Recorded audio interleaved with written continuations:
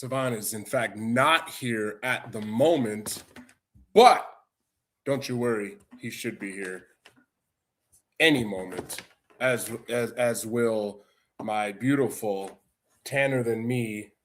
Let's see, is this gonna work now? I didn't plug in my mic. Plugging it in now. My beautiful tanner than me co-host, Dillon Vowel. Dudes, for those that are coming from the girls with Taylor, sorry that you had to endure that guy. He really is something, isn't he? Just kidding. But welcome, for real. Yeah, what's up, Judy, glad you're here. Glinton Marathon for sure, absolutely. Jody, what's up, girl? Glad you are here. Olivia, glad you are here. Olivia, I don't know if Megs has reached out to you yet, but Tuesday I'll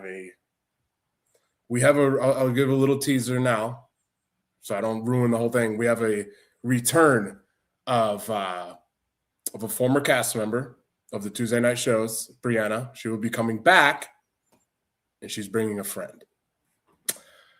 So definitely tune in for that. That's gonna be good. What's up, Burns? Jared, say, where are the white women at? They're waiting for me in my room here, actually. Whenever we finish this, yeah, Bree, yep, she's coming back. She's bringing a friend, and her words, quote, end quote, Jeremy, you will hate her opinions on dating. I'm like, oh, let's go, bring it. Woo! Jody asks, no ladies on the card. What's up with that? Honestly, I hadn't even thought of that, Jody, until you just said that. I had not even thought that there will not be any female fighters on this card. But with that, I will say that, oh, hey. Hi. Hey, how's up? What's up? Right. Every time. I told you, every time. What's up, Jerem? I thought I'd hang out with you for a couple minutes before you get some friends. I appreciate you. I don't have any. That's the problem, Colleen, is I don't have you. I mean, you're my only friend now. I say did the boys stand you up? Like, what happened? No, Dillon said he's having technical issues. What did he say? He said, good, I said, we're going to go after the ladies. Good, I'm having technical issues. And Savan does what Savan wants to do. Right. So yes, absolutely. He might enter at some point in the near future. Yeah. But I was, hey, that was, I'm going to take this off. That was that show, you know, the shows, you guys do the shows, Will's done any of these shows, it's really great. Holy crap. What's up, Megs? Hi. That's all. It's really crazy.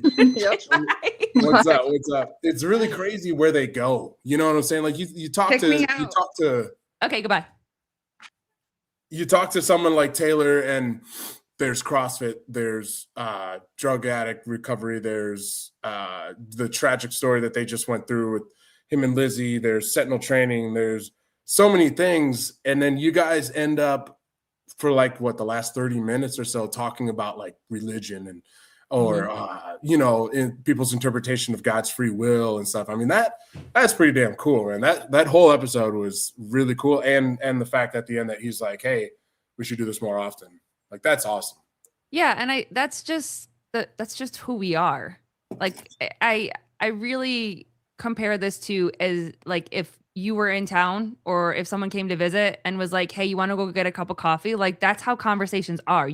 Rarely do you stay on the same topic for if you happen to see someone for an hour. Rarely do you stay on the same topic the entire time. This topic leads to this, and then this one leads to this, and this part leads to this. And oh shit, I never thought of that. Hey, listen, you just said this, which made me think of that. Like, that's what we have wanted to, and through these years, it's crazy. I just watched an old video of us from 3 years ago. I can't believe that we've been doing this for 3 fucking years. Crazy. That we have just evolved to like, this is just how it is. You know what I mean? And then the chat has their feelings and they want to talk about certain things. And like, it's just fun. to talk about That's how it should be, everything. right? Yeah. I mean, we could try. I think maybe we'll try that. Like, hey, we're only going to talk about three topics. Let's say we're going to spend an hour and a half, whatever. Like that would, first of all, that would suck, and I don't even think it'd be possible. I think it's possible if you do put a time limit on it. So I think it's very possible if you and Will were like, hey, we want to talk about Syndicate Crown, for instance, but we're going to give ourselves 20 minutes or 30 minutes to do a live to just talk about that and keep that topic. I think it's possible, but I think when we open up these conversations for an hour or an hour and a half or whatever, not many people are going to stay around for just CrossFit. You know what I mean? If they're feeling CrossFit that day, then they will. If not, then they're going to want something else. So I think it is possible if you put a time limit on a specific topic, I think. That's true. That's true. And it can be, let's say Shut Up and Scribble. They're going to talk about programming. Right. Yeah, it's a select crowd, but the people that are there are there. They're, you know what I'm saying? They're like, yeah, like this. Let's talk about the thruster burpee races people are going to have, Right. But in this Glinton verse that y'all have created, what do you say? Joseph says, giving Jeremy a time limit to talk is the same as asking him to hold his breath for an hour. Everybody knows. That's fair. It is. Yeah. I will not fight that at all. No. By the way, Joseph, I just did I had a birthday party, so I did some swimming. So it's kind of like my warm up. Then I'm like, all right, I got some time before this. Let me run to the gym. I did semifinal workout 1 with the 5 rounds, 7 squat snatch, 3 rope climbs. Woo! That one is. Did you finish? I did. Pause. What was the time cap? 15-minute time cap. Mm-hmm. And I think my time, I got to watch my recording back, but I want to say 13 something. Mm-hmm. And it was one of those where you finish, and we've all done it as CrossFitters, and you're like, man, I could have went harder. What was I doing? Oh, one of those.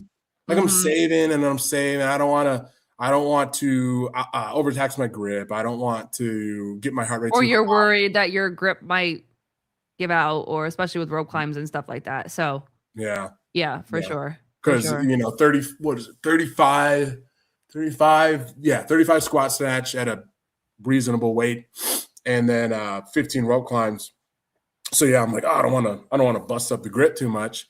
Mm-hmm. And I finished the 5th round, and I felt it, and I was metabolically taxed. I'm gonna try to get that one done tomorrow. Well, if I give you, Joseph, a word of advice or words of advice, it's trust your fitness. Don't overpace. Don't think like, man, I really need to go slow. But also at the same time, you got to ride that fine line that you don't just give it hell. And then by round 3, you're like, uh-oh, maybe we're failing snatches or staring at that rope. So it's like, trust your fitness, find a pace, stick with it. That 5th round, just really go for it.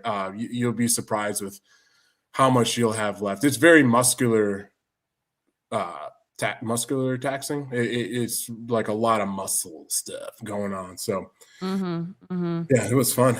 How was your CrossFitting going, or your fitness going? And I was going to ask you the same question, but I guess I'll answer first.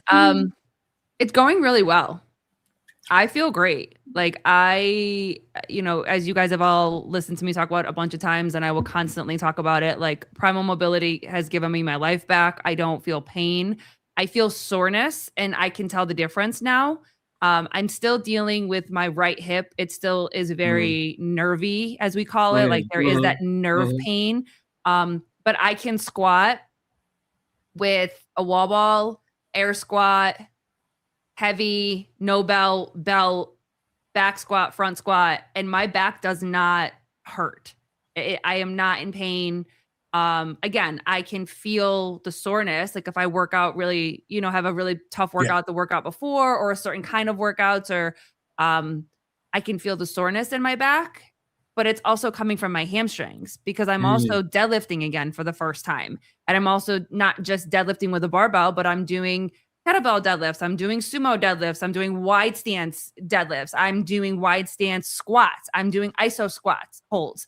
I'm doing iso lunges in a iso lunge holds. I'm doing lunges. Like I'm doing all of these extra things to work not just a barbell, you know? And so I feel my hamstrings get sore. I feel my glutes get sore, my hips get, you know what I mean? So I'm working all parts of my lower body. And so I actually just feel the soreness, which has been really, really cool. I actually woke up the other day, I think it was like Tuesday, and I wasn't going to do the deadlift workout or deadlift strength. I think we had like a complex. And I woke up and my back was pretty fucked up for the first time in a long time. And again, maybe a little pain, but like very sore.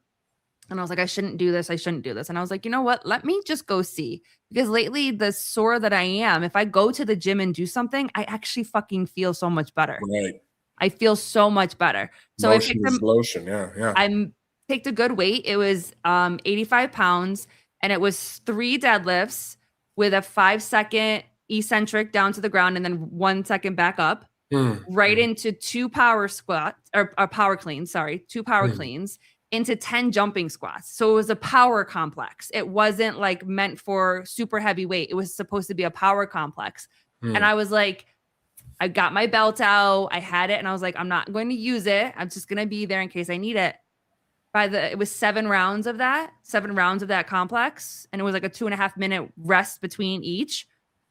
By round 3, I was fine. I didn't use my belt.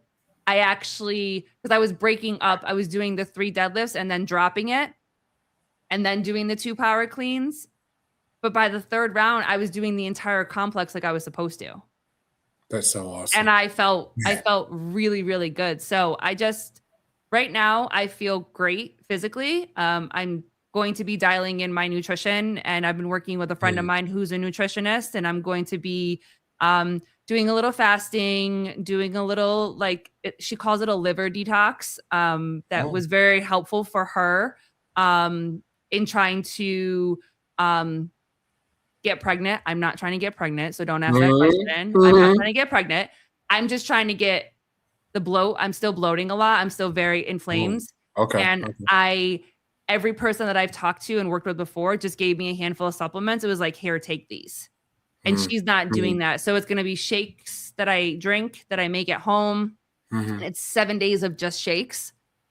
And it's like specific, like I can only drink lemon water first thing in the morning. I can't have coffee. I have to drink tea that's supposed to help like cleanse the liver or anything like that. And she said for her, even before she was trying to have kids, like this is the one thing that actually really helped her. So I'm going to try that and then try a little fasting too, water fasting. So you do the detox, we get fasting in there. Then do you have a plan of action as far as a diet? No, I hate saying diet. You know what I'm saying? Like what you're going to eat, stuff like that. Yeah. I'm trying to get back to the basics, you know, protein, you know, sweet potatoes, carbs, and some veggies. Like I'm just trying to keep it very simple. I also know myself though. I get to a point where I get really bored of what I'm eating. So then I'm like, oh, I want this. And then I'm going to have this. And then I'm going to have this. Carnivore, Colleen. I'm going to say it this way, Joseph. I don't cook meat the way that you do. Pause. I don't know why I'm texting you or messaging you guys. I'm right here. You've been here this whole time. Thought about it. What the hell am I doing? I have to learn how to cook better. So I try to cook steak at home and Garrett love her to death. She'll eat it, but I know it's not that good. And do you have an area to grill or anything? No, but I have looked and seen, don't they have like a double-sided griddle kind of thing where it's flat on one side and then there's a grill on the other side? Yeah, I think so I might look into getting that. They have an electric one, and I think they have a stovetop version.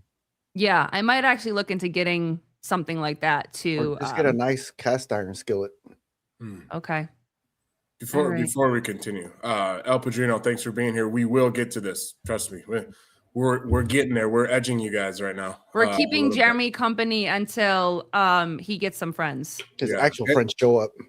And if they, you are my actual friends. Get out of here.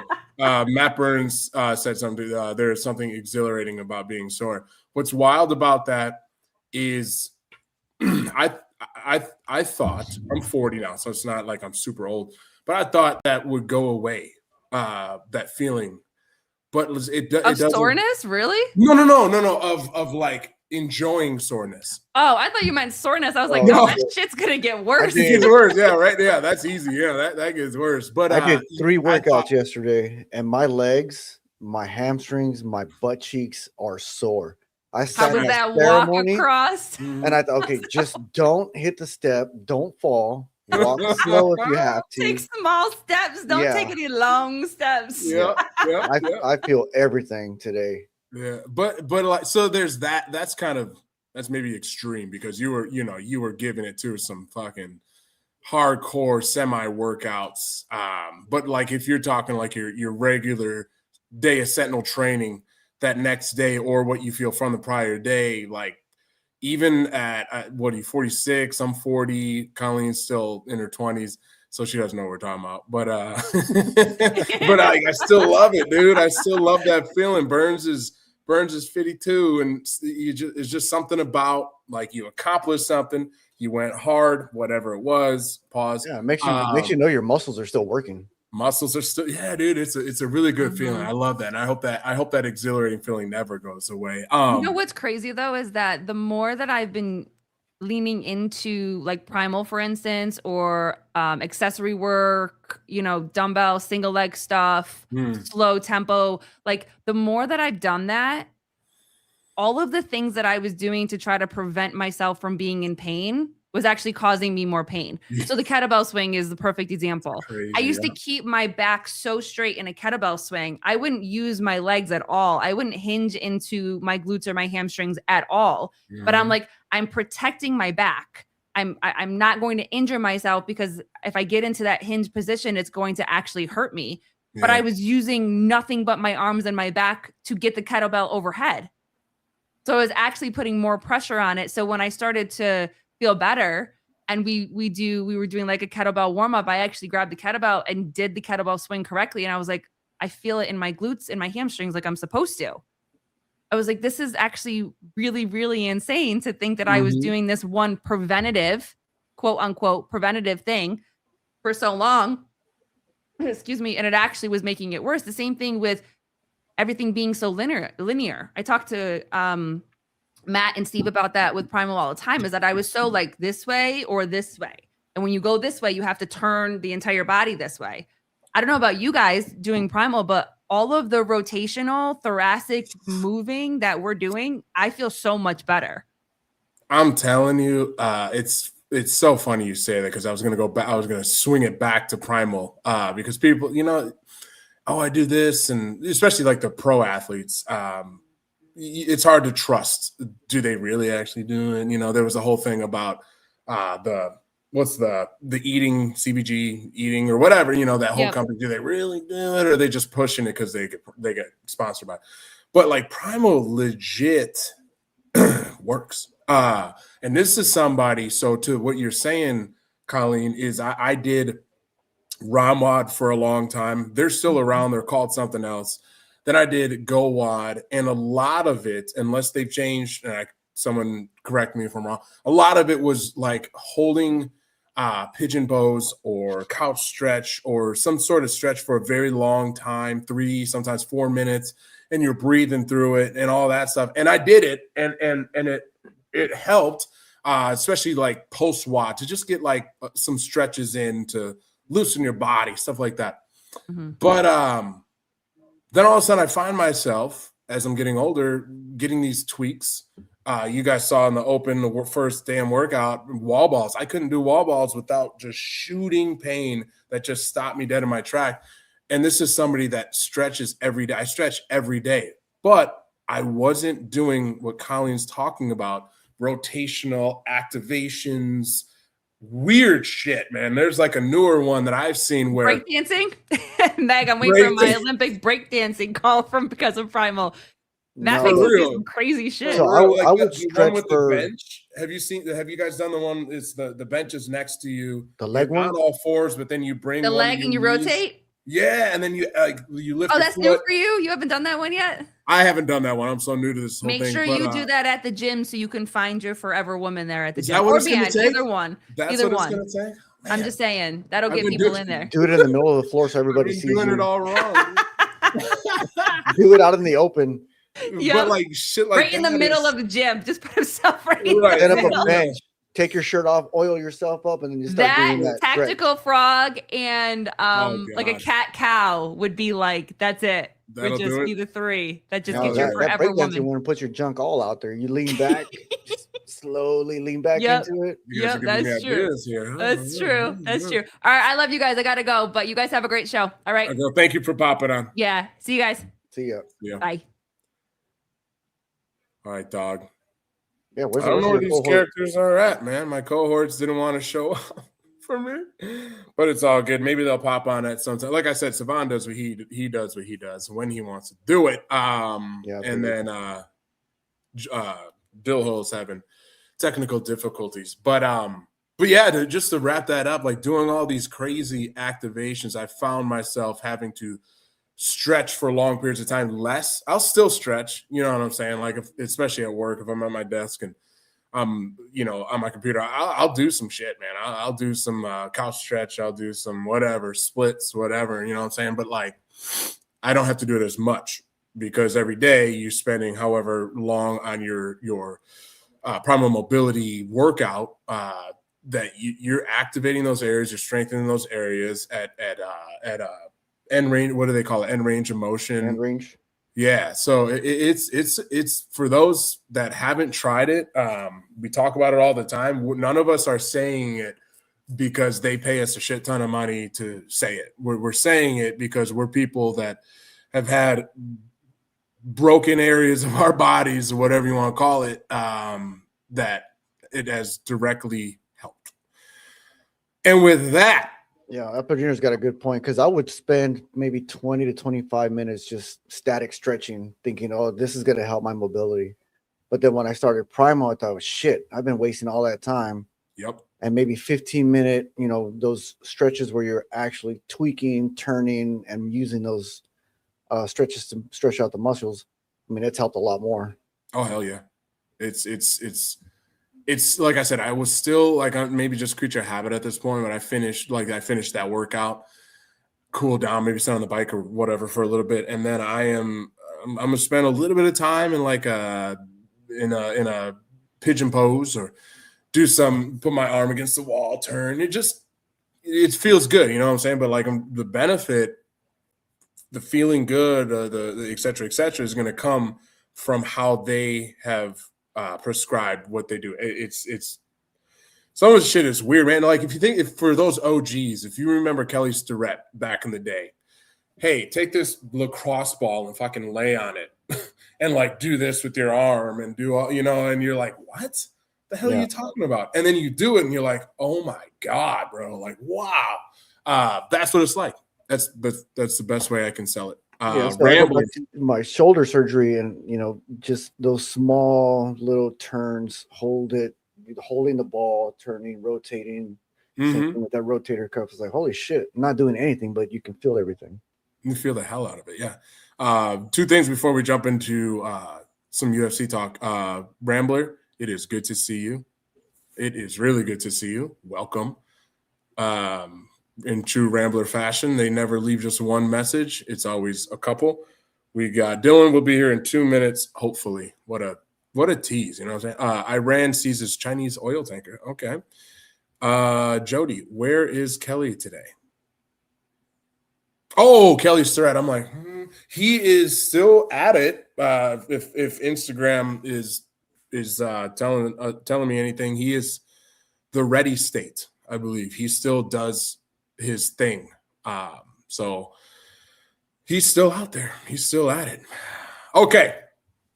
Without further ado, are you at all these days Joe into the UFC? I haven't watched a UFC fight in a minute, man. Honestly, It's been a minute. yeah. Okay, and I probably said this probably the last 5 big UFC cards like this one, formerly known as pay-per-view cards. I probably said it probably the last 5. Hey, y'all should watch it. Fucking get Paramount Plus. It's cheap. I don't know. Let's say it's $20 a month for a subscription. You get all the UFCs, blah, blah, blah, blah, blah, right? This one, more than any of the other ones, I am highly encouraging all of you guys to watch. It is going to be wild for many more reasons than just title fights. So we're going to talk about all that here in a minute. Rambler, we're getting there. We got a month to that. Let's not get too far ahead of ourselves. Although the UFC was having a lot of, they had a huge press conference with all the fighters that will be on the White House card. But we got a month for that, or just over a month until that happens. So hold your horses. But we'll talk about that. El Padrino, tonight could have a lot of violence and some brutal fights, bro. I mean, okay, so we're going to start with some of the prelim fights, just a few that I want to talk about, but then we're going to get to the main event. So I'm going to spend very little time talking about some of the lesser fights, and we're really going to get on the it's up at the top, Joseph, the Chimaev Strickland. Click on their name. Yeah. And then scroll down. Yeah, there you go. Literally right there was about where I'm going to start. But what's wild about this card is the main event. It's a championship fight. It's the middleweight title. Chimaev is otherworldly in the game of grappling and wrestling. He has some striking, don't get me wrong, but people get pissed because he beat Dricus du Plessis late last year for the belt, and it was 5 rounds of Khamzat Chimaev just taking him down and laying on him. Not laying on him, but like just, it was like a wrestling match, and people were like, boring. But hey, man, if you're good at something, why change it? You know what I'm saying? Anyways, you also at the same time have Sean Strickland, who is in UFC history, not just middleweight history, but in UFC history, has the second highest significant strikes behind Max Holloway. Max Holloway's some ridiculous number, 3,000 or something like that. And in second place, a distant second place, is Sean Strickland. He is a striker's striker. He will box with you all day. Hey, I think we have one half, the other half, excuse me, of the oh, wow. Uh-oh. Oh, wow. Look at this guy. Look at this guy. Woo, America. What's up, motherfuckers? I thought I wear my USA shirt, and this guy comes in, guns blazing. It gets better. Oh, God. Uh-oh. Oh, God. Let's go. Woo! Born primitive, baby. Our viewership's going to go through the roof, dude. Let's go. Where are all the gay dudes at? Let's America, go. motherfuckers. Let's go. Bro, you look great. Welcome. So I thought I'd come in like fucking Hunter McIntyre and just you fucking did, bro. You did. And you're still tanner than me. What's going on? I need to go sit in the sun for a minute. No, so we didn't jump into any of the fights yet. We were just talking. We're going to go over a couple prelims here, and then we're really going to focus on the main guys. But I was saying we have a wrestler, we have a striker's striker, a boxer. He's so many throws. Al Pacino says white people are crazy. You ain't wrong, dog. You ain't wrong, dude. You ain't wrong. Hey, I got the Born Primitive fucking cut off American flag shorts, and I got the chick ones because they're shorter. So I wanted to be even more ridiculous. Dude. That's called commitment right there. They fit good, but it's kind of tight. That's called commitment. But it goes very far. So we have a stylistic matchup. All right, we at least have to touch on that. So pause. Stylistic matchup. can the wrestler take the striker down? Can the striker stay on his feet? Can the striker outstrike the wrestler? Does the wrestler try to strike with the striker? What's going to happen? You know, what we do know is going to happen is there's going to be carnage. We have had over the years, I'll point one other situation out, just so happens to be a Russian guy that was in this one. If you guys remember, Conor McGregor and Khabib, I don't know, 5 years ago. Conor does Conor things, blah, blah, blah. I'm going to F your wife and your country's stupid and Muslims are dumb and all this stuff, whatever he said. And that fight played out awfully for Conor. He got murdered. And then no, it did not. It did not turn out awfully for him. He did the best that anyone had ever done against Khabib. Beat him in rounds. Had won maybe 2 arguable rounds won, but definitely won, and no one had beaten Khabib in a single round. It's too early. And he took him to 4 rounds. Hey, I'm gonna drop off for a second. I gotta take my dog out before he loses his shit and shit's all over. Took the dogs out. Joe took the dogs out. All right, bro, stop it. So anyways, let me get back to my spiel. All hell broke out. Khabib jumps over. He starts pointing at Conor's corner. He jumps over the cage. He starts attacking somebody. Dudes start jumping in the cage. It was Dillon throwing hands on Conor. Just all hell's breaking out. It's chaos. And things have happened similarly on that level, you know what I'm saying, here and there. You look at Hackett versus Blades, which is arguably the best MMA fight that's ever happened in the UFC. And that was, 2 or 3 weeks ago, and Hackett's flicking him off and just the whole time. But there was no, like, aftermath or nothing. So there's been some crazy situations like that. I say all that to say these two guys take the Conor and the Khabib, multiply by 100. That's what you have. These guys absolutely hate each other. It is not are you frozen? Or are you just fucking stoic as hell? Oh, he's frozen. These dudes hate each other. They, like, on a very personal level, there you are. It's one of those where we're going to see a record amount of security. We're going to see a record amount of police officers. Whichever way the fight goes, they might actually have to have 2 referees in the ring, because if one guy's choking him out and the guy taps and he doesn't want to let go because he hates him to death, you think Herb Dean's going to – I mean, dude, I'm telling you, the aftermath of what could come, corners hating each other now. Dude, this has been one of the craziest buildups in a UFC card I've ever seen.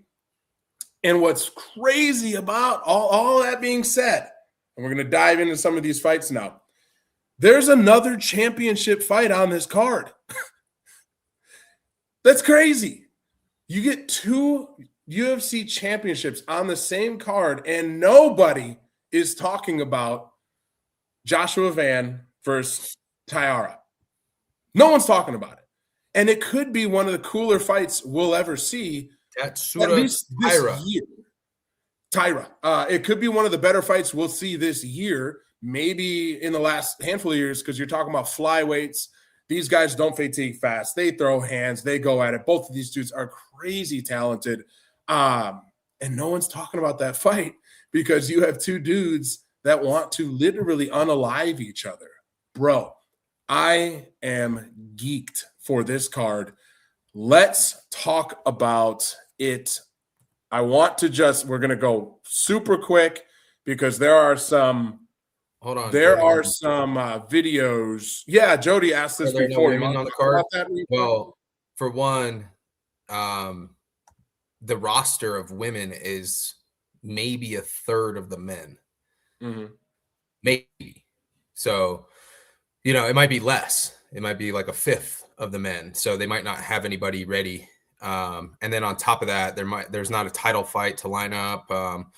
You could put on some like early prelims and stuff, but then there's deal negotiations, and then women are born as fuck to watch. So I'm just kidding, Jody. Don't kill me.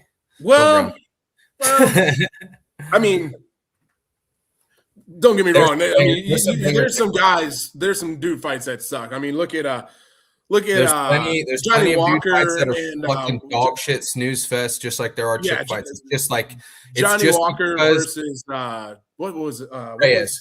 Reyes recently, Yeah. where it was like, yeah, no That one's gonna happens make it all out the of the first round, and Here's it was the 3 difference. rounds of like, what the fuck, man? Here's But the difference. Like when it sucks for guys, like when it's like slow and fucking boring and no one's doing shit, it sucks, right? But Yeah. when women are doing that same kind of hesitancy sparring match, it's real boring, not a lot of action.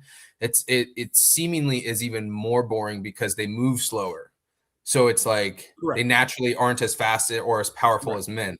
So it just adds to the fucking boredom. You know what I mean? Correct. So, and then Correct. women knock a whole lot less people out. They typically cause less damage. They're typically fighters that are more cerebral than like this brutality of like go kill like a Jeremy Stevens, you know, like that dude fucking brushes his teeth with bad intentions, right? So and a lot of women are much more cerebral about fighting and technical. So you just get boring fights. First non-DEI card in years. Oh man, that's funny. No, yeah, that's a very good way of putting it, man. Like, yeah, that's no diss on the ladies. There's some one of the greatest UFC fights of all time. What was her name? Zhang Li and Joanna. I can't say her last name. You know that. That was a fucking phenomenal fight. It's one of the best fights we've ever seen. Himatoba out of this world. Zhang Weili and Joanna Jędrzejczyk. It was incredible. Those girls went at it for 5 rounds. So yeah, it happens for sure. But yeah. Anyways, so real quick, just to go over some notable guys that stuck out to me. And we're already seeing results on the early prelims because it started. But seeing Pat Sabatini pull that off, a unanimous decision, I'm kind of surprised because I thought Mr. William here was an up-and-comer, but you know, I mean, whatever. He was a heavy underdog, and Pat Sabatini is nasty though, dude. He is. His freestyle and Greco is fucking.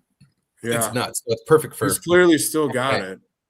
He just it's not like he's weathered. He just isn't good enough. It's just his Greco is phenomenal, but his striking is rudimentary. So he's stuck in this realm of like he's not ranked, right? Yeah, like he's stuck in this realm of the top 20 and 30 where he's got to fight through a lot of hard fucking up and comers. And typically when you're like a fucking badass striker, like you're gonna beat a lot of those wrestler guys. Dude, Doug Rose she's so cool. That's what I named my daughter after, dog. Doug Rose. Man. Wisconsin. My coach used to call her Doug Aspen because I named her after Rose Namajunas. That's funny. Roman Kopylov on the early prelims. Sure. Early prelims was a little bit surprised. So that fight's going on right now. There was once upon a time, folks were talking about this guy as, you know, the next big thing. And I'm not going to sit here and, he sucks. But because when you lose to Rodriguez, who is on a tear right now, speaking of tear, when you lose to Paulo Costa, you know, those are some bad dudes, you know what I'm saying? But to see him drop down to the early prelims is a bit surprised. He's only lost to good fighters, to Anthony Hernandez, to the Costa and Rodriguez. He's only lost to good fighters. So seeing him on the early prelims is kind of surprising. Hopefully it's a kick in the butt. Like, hey man, let's go. Hey, dude. Does my fucking internet suck or what? It was shit. It was bad. But now you are mucho clearer, like Miss Megs points out, that your internet must be catching up with your payment finally. So it was shit when I first came on? Yeah, it was bad. But you good, dog. You good. You guys need I switched it to my hotspot, so we're good. So the first prelim fight, and one of the only ones I want to talk about, is very interesting matchup. An OG and an OG of OGs. Jim Miller has been around the block. Megatron's a fucking motherfucker. How old is this guy now, dude? Megatron says, "Put your sunglasses on, raccoon eyes, because I fucking wear them all day working like a fucking Mexican, and I got She's this sick tan line. she's just salty that she has she's crippled right now, dude. She's just you know what I'm saying? She can't walk. She can't broke do one of her anything. little 1 foot long legs. Yeah, exactly. So anyways, we got Jim Miller, who I believe was retired at one point, or at least was rumored to be. Didn't he stop fighting a handful of years ago? He fought on UFC 100, 200, and 300, and I thought at 300 he was supposed to retire. That was word on the street, but he's just one of those guys. He's a gamer. He's going to keep fighting, win or lose. I love the guy. I mean, I've been watching Jim Miller since early maybe mid 2000s. He's been around that long. Nah, maybe not that long. 2010. Let's say 2010. He's been around for a minute. To see him still at it, he's just got to be doing this for the love of the game at this point, because the lightweight division is wildly stacked. There's no way you're thinking, yeah, I'm going to run another belt. So he's doing it for the love of the game. Mr. Jared Gordon here is I call him hit or miss. You're either going to get one of the better lightweights in the division, or you're going to get just he's not. I don't know. He's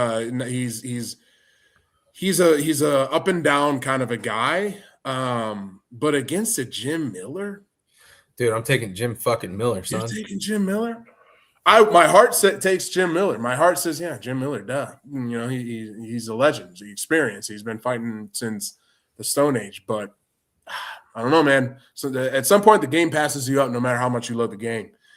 And I think tonight, Jared Gordon, if he actually wants to fight tonight and show up, he might take it. Depends on how fragile he's gotten. I don't know if he's gotten fragile at all. He's still got some crazy durability, and Jared Gordon is not one to put people away.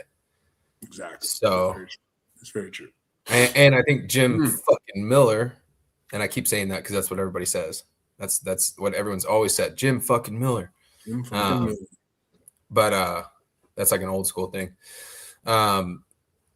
He's a dog of dogs, man. Like he's a fucking MMA fighter's MMA fighter. Like he's the fight you want to see. He's the style that is the inverse of what we were just talking about, where you're too cerebral and too calculating, too technical, and as a viewer, like it's just not enticing to watch.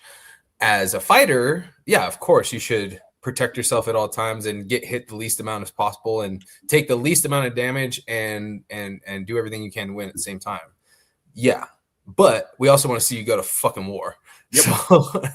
And maybe not every fight is going to be the war of all wars, but hey, man, if too many of your fights, if we're tuning in and too many of your fights are tap dancing, feeling out sessions, nah, we don't want to see that. We want to see more Jim Millers than not. Yeah. I think Izzy did a good job of blending those two. Izzy really did a good job of blending those two. Stylebender, Israel Adesanya, because he had a finesse and a technique and like beautiful forms and how he moved. It was a masterclass on movement and technique. But he knocked people out. Excuse me. And yet he was elusive and didn't get hit a lot. Right? Mm-hmm. And so it was like he was still exciting to watch. So you can blend the two. When he fought Sean Strickland. Huh? I said except when he fought Sean Strickland. Yeah, for real. He fucking we'll get to that. I got some thoughts. Woo. I cannot wait. That's what so we're gonna cruise through these and talk about this main fight because it's just golly. I'm too giddy right now. So you got Jim Miller. I want Jim Miller to win. I know it won't be a snooze fest. I'll say that. So moving along, I don't really, unless you do, you stop me if you see something you want to talk about on these prelims. But I'm not too worried about those. You got to stop at this one. Yes, I do want to talk about the final prelim fight. Look at these odds. Ozzy's great. I just am sad for him because I feel like this is going to end his career, and Dude, it's early. You know, this he's is got some gonna good be- things, some big things he could do, but fuck, this guy's going to fucking hit his head to the moon. He's fighting the Francis Ngannou of the middleweight division. Atiba, he hits too hard. He's very athletic. I know his last fight. Remember his last fight? He fought Pulev, and it was like he came out a little too hot and was trying to recover after that. Right? Yes. Gutierrez came out very hot, was tagging Pulev. I got to give Pulev the hats off for being able to take that made me a fan of Pulev. Like for real, dude. He was getting hit so hard. He was getting hit so hard to the point where like Gutierrez like winding. He got dropped like twice in one round, didn't he? Yeah, he's fainting, and Pulev is like doing the whole like, oh my god, not just kind of like block, like he's like, oh my god, I'm about to die. But even still, for the last 2 rounds of that fight, Pulev is hanging in there. He's jabbing it up, and Gutierrez getting, But I don't see that happening in this fight. I think Gutierrez doesn't want that to happen again. I think Ozzy's a good fighter. He's young. He's got a promising future, but he is going to get flat-lined, and I don't think it's going to take a long time for it to happen. What round? I think you're talking a first round, 2 to 3 minute flatline KO that is just going to be like, okay. Gutierrez is like, I'm a force to be reckoned with. I'm sick of all the hype. I want to live up to this hype. I'm sick of not living up to the hype. I think you're going to see a very hungry, determined Gutierrez in that cage, and it's going to take him 2 or 3 minutes to just. Yeah. I kind of agree. Poor with that. Ozzy. It'll take him longer, but I agree with everything. How long do you think? Meaning like the last minute and a half of the first round. Yeah, he'll figure him out and catch some timing. And the thing is with fighters is that like we need to get our timing first. And a guy that moves like Pulev, like it's gonna take him a little bit longer. But with a guy who hits as hard as he does, you only need to barely find it. You don't need to hone it in because it only takes one. And we saw that. It's funny you say that. We saw that again with man, I just replayed this in my head over and over with Carlos knocking out Alberg knocking out Yuri. Sorry, my brain went blank there for a second. Alberg's got a torn ACL. Yuri is just being weird and Yuriing his way through the fight, and all of a sudden, all it took was this grazing left.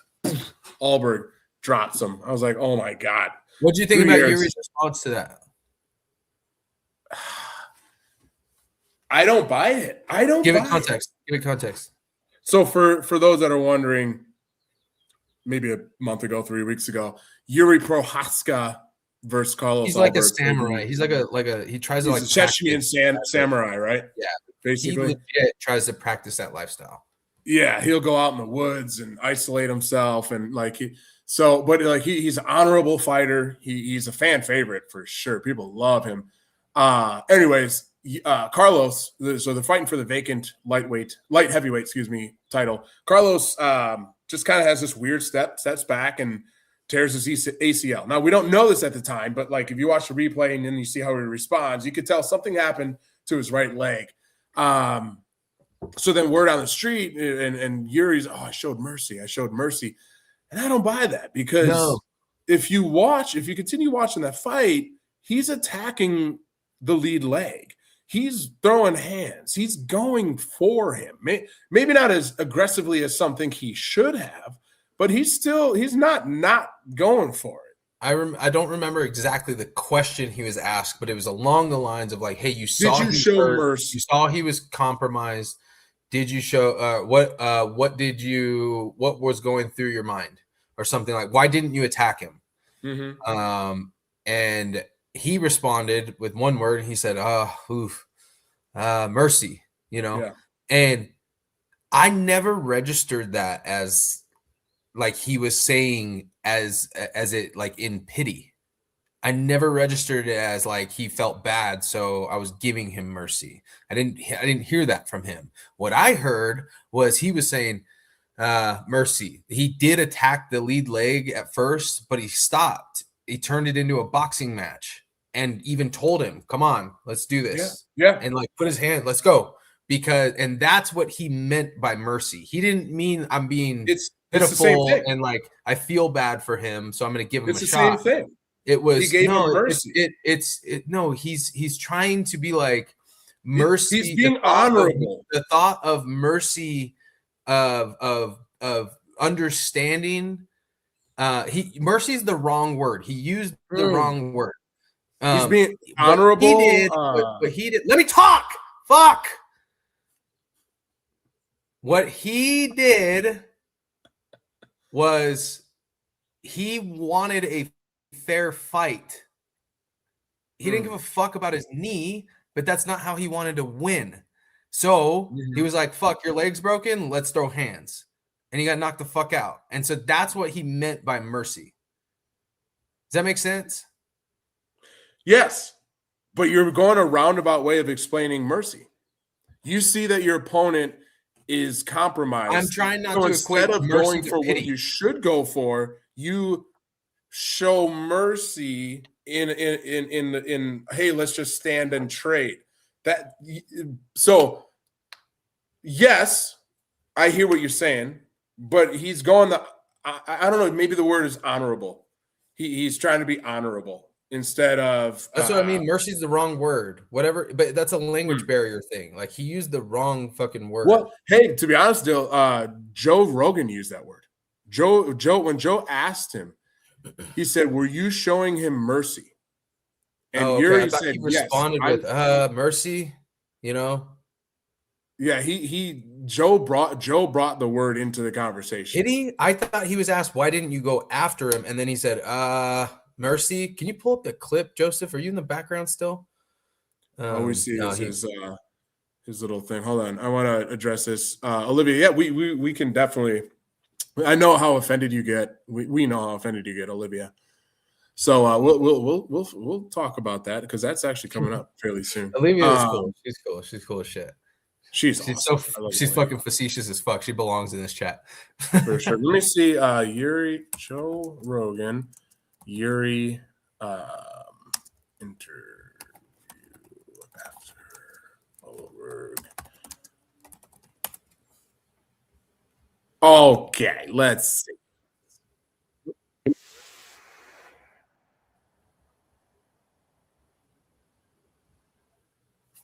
Were you able to hear that? No. Okay, good. Let me share. Stop that screen. Let's add this screen. Hey, maybe I'm wrong. I'm totally open to it, but let's see. You see it? Hey, there it is. Okay, let's hit play. I'm here with Yuri Prohaska. Yuri. Can you hear that? Yeah. Okay. It seems like you were aware that his knee was blown out and you kind of backed off a little bit. Is that the case? No. Man, fuck. Happened.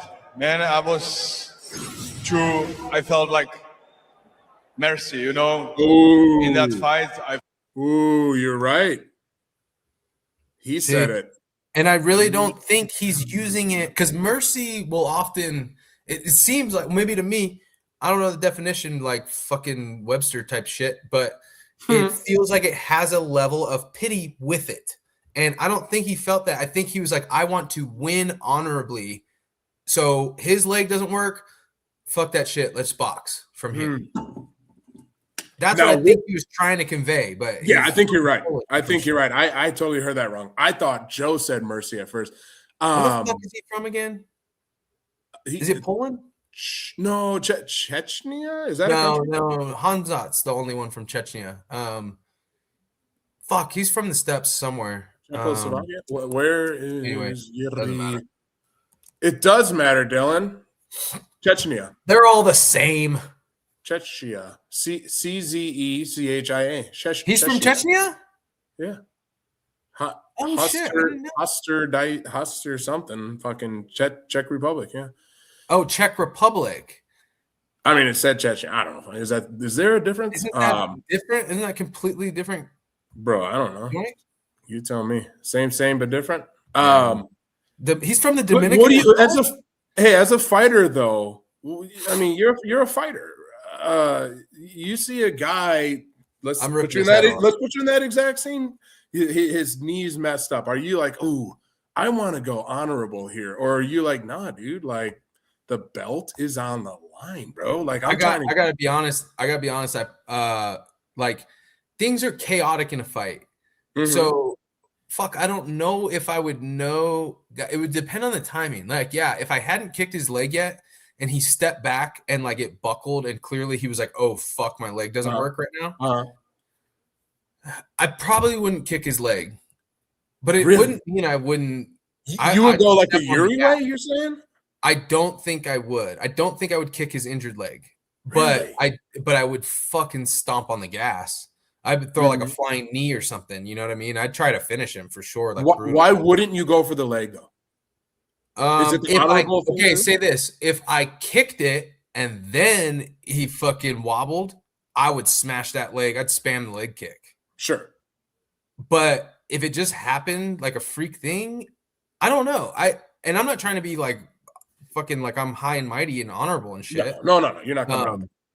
I just don't really work that way. And I don't even know what that means by what I just said. I don't. I just like if I saw that he hurt himself on accident and just fucking freak thing happened, I don't know that I would kick it. Fuck, I might. It's a good question. If I kicked him and then he was hurt, yeah, I would fucking wear his ass out. It's a very good question, and I'm not a fighter, but I've trained. I mean, years ago, trained and but never in a simulated fight. You know, I've been in like real fights, and I can tell you in a real fight, you better believe like, oh yeah, I'm gonna mess you up. Twist it, son. Ain't no mercy at all. But hey, dude, I can fight. I'm grabbing someone's dick and twisting it. For sure, 100%. In a street fight, let's go. Yeah, it's game over. But in an octagon, man, damn, because there is a humanity of it. Yeah, it's maybe a little barbaric and it's whatever. Maybe but professionalism, not humanity. Humanity, professionalism. Something along those lines. I don't know. There's something to it where you're like, maybe you even put yourself in that guy's situation. Like, damn, dude, like. I would hate to have torn my ACL, whatever, fill in the blank injury, and you feel empathetic in that situation. But I don't know, man. When the belt is on the line, the belt. Yeah, I didn't even think of that context. I was just thinking of my fight, like the level I fight on. Like, fuck a belt, I might fucking rape you if you're like. One can only hope. Don't threaten me with a good time. Olivia says, Jeremy, my husband wants to know what unit were you in at the 101st Airborne? I was not in the 101st Airborne. It definitely. Is that supposed to be sarcasm? Or did she actually think you were fucking 101? I don't know. Did I say something that that's in Tennessee, right? Or Kentucky? Kentucky. Carolina. North Carolina? Isn't it North Carolina? No, it's in Kentucky. It's on Kentucky-Tennessee border. Is it? I think. There's the 100. All these Google searches. You're right. Fort Campbell. What the hell am I thinking? Fort Campbell. That's right. I don't know why I was drawing a blank. Yeah, Fort Campbell. Sheesh. I've been there. No, I was not in the 101st museum and shit because my grandpa was 101st Airborne. Oh, sick. That's awesome. Yeah, I thought I should, man, there was a lot of military choices I would have done, but that I didn't do. But yeah, that's definitely that one lives rent free in my head. You should have done it. You should have done it. You should have done it. Like, and everyone was telling me to do it, and I didn't do it. Badass. My grandpa was 101st Airborne around the Vietnam era time, and the motherfucker is, I think he's 86 now or 87. Still kicking. Let's go. Yeah. He was a bad dude. But it's fucking wild. He has tattoos on his hands and I think his feet too, or his ankles or somewhere around there, of his initials. Because they said Like if you lose a limb, they want to know who it belongs to. Good Lord, bro. What the fuck, dude? Dude, man, I'm telling you, dude. Like, hey, hand me that. That's mine. I'm gonna need that back. Like, yeah, let me get that back. What are the initials on the fingers? Damn, I used to work with. That's true. That's just what he told me. I don't think he has any reason to lie about it. I mean, yeah, those guys didn't need to embellish. They were seeing so much shit that they just would tell you what they were seeing, and you'd be like, what? I worked with a guy, man, 20-some years ago, worked at a local grocery store. He was older at that time, and he was a Vietnam vet. And he told me some of the torture methods, and maybe this is common knowledge, but he told me one specifically that the Vietnamese would do on American soldiers. And this is a little too raunchy, maybe even for this car podcast, battery, nipple clamps. No, it's worse than that, dude. This is the worst torture I have ever heard in my life, ever. Okay, so picture this.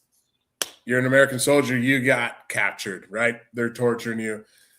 They got your arms tied up, right, on a post behind you, right? You're tied up like this, right? Mm-hmm. They would then bring in this is him telling me this. They would bring in a Vietnamese hooker. They would get the guy nice and erect. They would take a thin piece of glass and stick it in his pee hole and then break it. They would boom hit the wiener, and now you're pissing blood for how I'm like. He's telling me this as we're like loading apples on the freaking produce, and I'm like, what, Paul? Like he's like, yeah, some of my friends. I'm like, oh my god, bro! Like, remember what they did to fucking Rambo? Man, I'm telling you, dude. They put leeches on him, dude. Yeah. That was some fucking POW shit. Those old war movies are savage. How close to accurate they were with a lot of their. But I also heard. Here's the thing. Here's what's weird. I also heard with we're on a crazy tangent, but whatever. I love it. I also heard with John McCain. So John McCain got shot down, and he was a POW, right? Mm-hmm.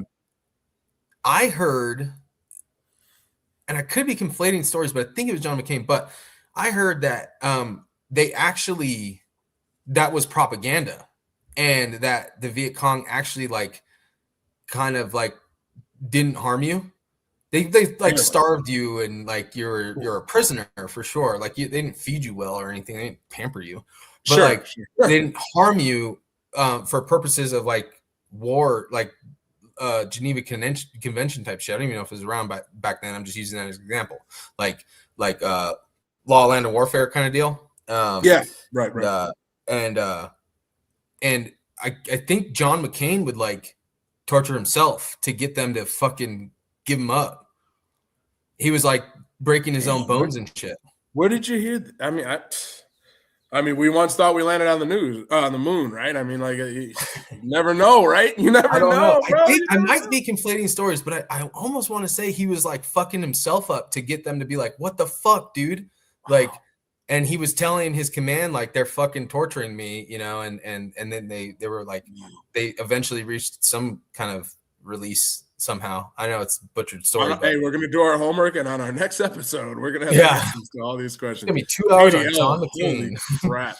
You seen this movie, Bill? The Casino, the 007 Casino Royale with. Yeah, a long time ago, 2007 probably. 2006. It came out a minute ago. Yeah, KDL. Remember Casino Royale, the wicker chair with the bottom cut out and the knotted rope. Oh my god. That's bad, man. Oh, what about Taken? Yeah. Remember Taken? He captured one of the Albanians and tortured the fuck out of him with a car battery or something. Something crazy. Or Man on Fire. He cut Man on Fire. Taped the dude's hands to the steering wheel and cut his fingers off one by one. Fingers off Law-abiding citizen with. That was fucking wild, dude. I've never I've never been such a fan of an anti-hero.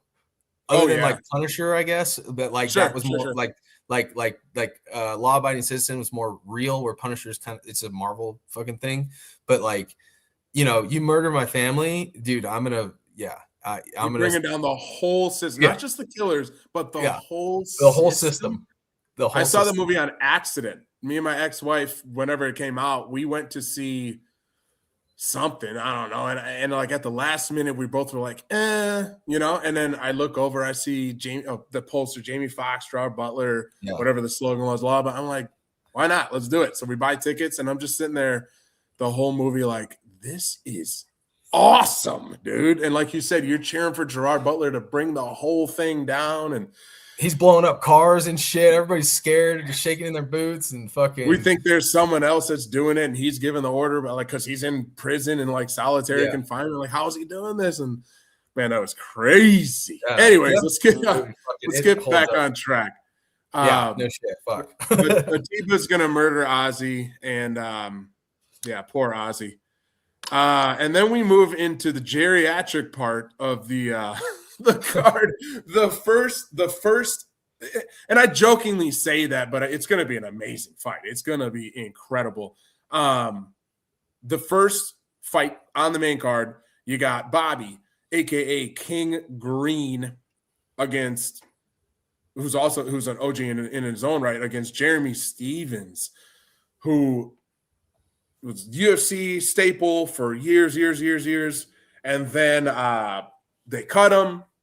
The Little Heathen, that was his nickname. They cut him, and he spends so you see here he lost to Qatar in 2020, lost to Gamrot, no surprise there in 2021. Hater. And then you see 4 years between fights. That's because they cut him. He goes down to the regional scene, does his thing down there, and apparently has earned his way back. But if we were to go through the annals of all his fights, he's fought just about everybody. This guy's been around for quite some time. Now I think they just have him there because, I mean, he lose, cut him, comes back, loses again, although it was a unanimous decision. Now it's kind of just like he's not going for a title run. He's like Jim Miller. You're going to get a good fight out of him, right? I mean, have you ever watched a Jeremy Stevens fight and be like, wow, that was boring? No. He's going to bring it the entire time. And like I said, he brushes his teeth with fucking violence, dude. Like, dude's fucking, he's a savage. He really is. And also infamous because of Conor McGregor. Yes. Famous interview back in the day, press conference when Conor was going to fight fucking RDA. And that ended up turning into the Jose Aldo fight, I believe. But he was going to fight RDA, and they were doing a presser, and they had everybody on the panel and shit. And he was like, fuck, everybody in this fucking division's fucking trash. I'm going to have to drag Floyd Mayweather out of it and fucking fight him, you know? And he was like, who the fuck is going to beat me? And then Jeremy Stevens from the back says, me, I'll fucking knock you out. The hardest hitting 145er. And then Conor just kind of like looks up and kind of looks back and looks around. He's like, who the fuck is that guy? In his Irish accent. I mean, it was the funny. Who the FOOK is that guy? Who the oh my god. Oh dude. my god. It was that the was best funny. Burn of the century. Like, because in that moment, that you was had perfect. to be at that time. You kind of had to be like a diehard to know Jeremy Stevens, even though he was so exciting. He just wasn't like a big name. Mm-hmm. And so even me in that moment, when I watched that interview, I thought the same thing. As soon as Jeremy Stevens spoke up and said something, I had the same exact thought. I went, who the fuck is that? Who the fuck is that? And just under my breath, you know, and then he goes, who the fuck is that guy? I fell out, dude. I laughed like a black dude. Like I relocated. Like I laughed so hard. I slapped the table, got up and like ran around. I was like, That's funny. That's hilarious, dude. That's funny. America. Hey, according to, I love it. We need more of that. According to Savan last night, what did he text us? He said, or the other day, whatever it was, he said that Conor is coming back this summer. I don't know, man. I don't care. I don't care. 37-year-old people Conor. are confirming it. They say Max Holloway. Ariel Helwani says Max Holloway in July. Will that be a cool fight to watch? Yeah, but are you excited? I mean, you hear Conor McGregor come back. Hey, Chad, anybody like, let's go against Max? I'm Yeah. like, There's a few. It's like Michael Chandler or Max. Like I'm totally cool with. But anyone else, I'm just like, oh my God, I don't want to see that. But I think he could keep up. Like I think he could deal with Max but Max's volume is nuts. But Connor's so fucking sparky and springy. I don't know. And Well, they he already was. fought, and He nobody was. even knows about that fight. They fought back when Max's debut was against Connor. Yep. And lost by decision, to Connor.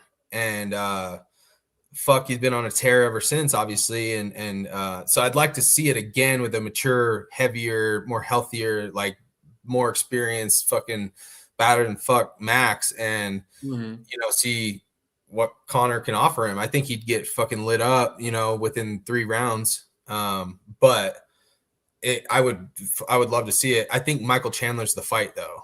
Like that's what. Well, he's fighting on the White House here, so you're not. You're not gonna be able to put him unless he knocks Huffy out, which is just not. That's just. Yeah, he'd have to knock him out and take no damage. He'd have to do it in to fight it the next month. The first minute. Like, yeah, there's no way. There's no way. Do you think?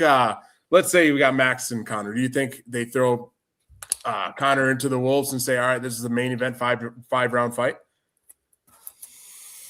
Max could do it. Max just did it. Max is still a BMF holder, right? No, remember he got ragdolled. Charlie Bronx ragdolled him, but he just fought 5 rounds. He got pumped the whole time. But you think they're like, yeah, Connor, your first fight back. Not only is it Max Holloway, most significant strikes landed in UFC history, 3,000 something. You get to go 5 rounds with him. I think we've learned that Connor doesn't need that for the draw. We don't need gold, and we don't need a 5-round fight because he did that with Nate Diaz. But does Connor come back for anything but a 5-round fight? The first fight was a 3-round fight, right? So, and that was a fucking banger for 2 rounds, and he got strangled. I don't think that Connor could go 5 rounds. I agree. He could. It's just he's going to get beat up in the last 2. Does he come back for anything less? Like, do you think Connor's ego can be like, hey, you guys are the co-main event. You and Holloway are the co-main event on a championship card where whomever is fighting whomever for whatever belt. You guys are the co-main event. How's that sound? No, I don't think. So it's almost like it has to be 5 rounds. Yeah, I don't think. Like, yeah, I think you're right. Like his negotiations it'd have to be a 5-round main event. Yeah, we'll see. We shall see. So we got Bobby Green and Little Heathen Jeremy Stevens. Bobby Green, as you could see here, has fought the Who's Who. He's fought Jim Miller. He's fought Patty. He's coming off of his last 3 fights. He's 2-1. Huffy, people are going to be, this guy's fighting on the White House card. He is going to dismantle Michael Chandler. I love Chandler. I'd watch him fight any day, anytime. He brings it, but he's just not the guy right now. Huffy is legit. So losing to Huffy, although it was 2 minutes, not the worst. This was concerning. Split decision against Lance Gibson Jr. At the time, it was concerning. But then what Lance Gibson Jr. just did very recently, I forget who did he just mauled somebody. Okay, a little more legitimacy. And then Zell Huber was also in this division supposed to be like the next contender. He's not. He is not the next contender. Bobby Green clowned him. I think he will be. I think he will be. He's young. He's very, very young, and he got worked. But I hope so, because that was pretty sad. I don't know if you watched that fight.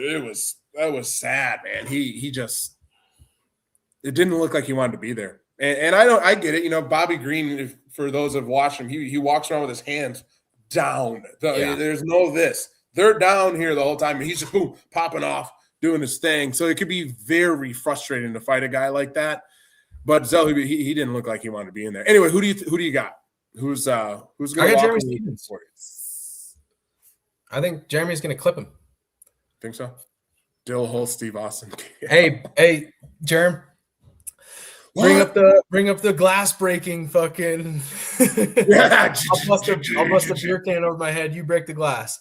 Let's go, dude. And then you just have to yell "what" the rest of the time. What? All right. Jeremy clips him. I honestly, I hope he clips him. I'm not. Like Bobby Green, like he's entertaining. He is a draw. He's got style, flavor, and he's good on the mic. But I don't like his style. I find it almost disrespectful to the game. Not to his opponent, sure, but to the game. He's frustrating to me. I don't like it. It's disrespectful to the game. So I would not mind seeing him lose. It's work, man, and he's not going to lose. effective with it. And Like, I don't think it's disrespectful. I know what angle you're coming at. It's like the hands down all the time is kind of disrespectful in a way of like saying like I don't need my guard up. You know, it's arrogant, but that's his fight style, and it's extremely effective with angle of punches. So they're coming from down here and straight up. And it's your depth perception it becomes very difficult to register something that's moving straight at you rather than when it has some kind of a turn or a loop to it. And so when it's coming from down here and straight up, your depth perception doesn't allow it to register. So that's why he's incredibly fast. So like it works, you know, and then there is a component of like disrespect to the safety of yourself and like, you know, like kind of like this disregard for disregard. Safety. Yeah. There you go. But at the same time, if it is a disrespect to the sport, he has been shown like, hey, you need to respect it because he's been knocked out. Yes. You know? Yes.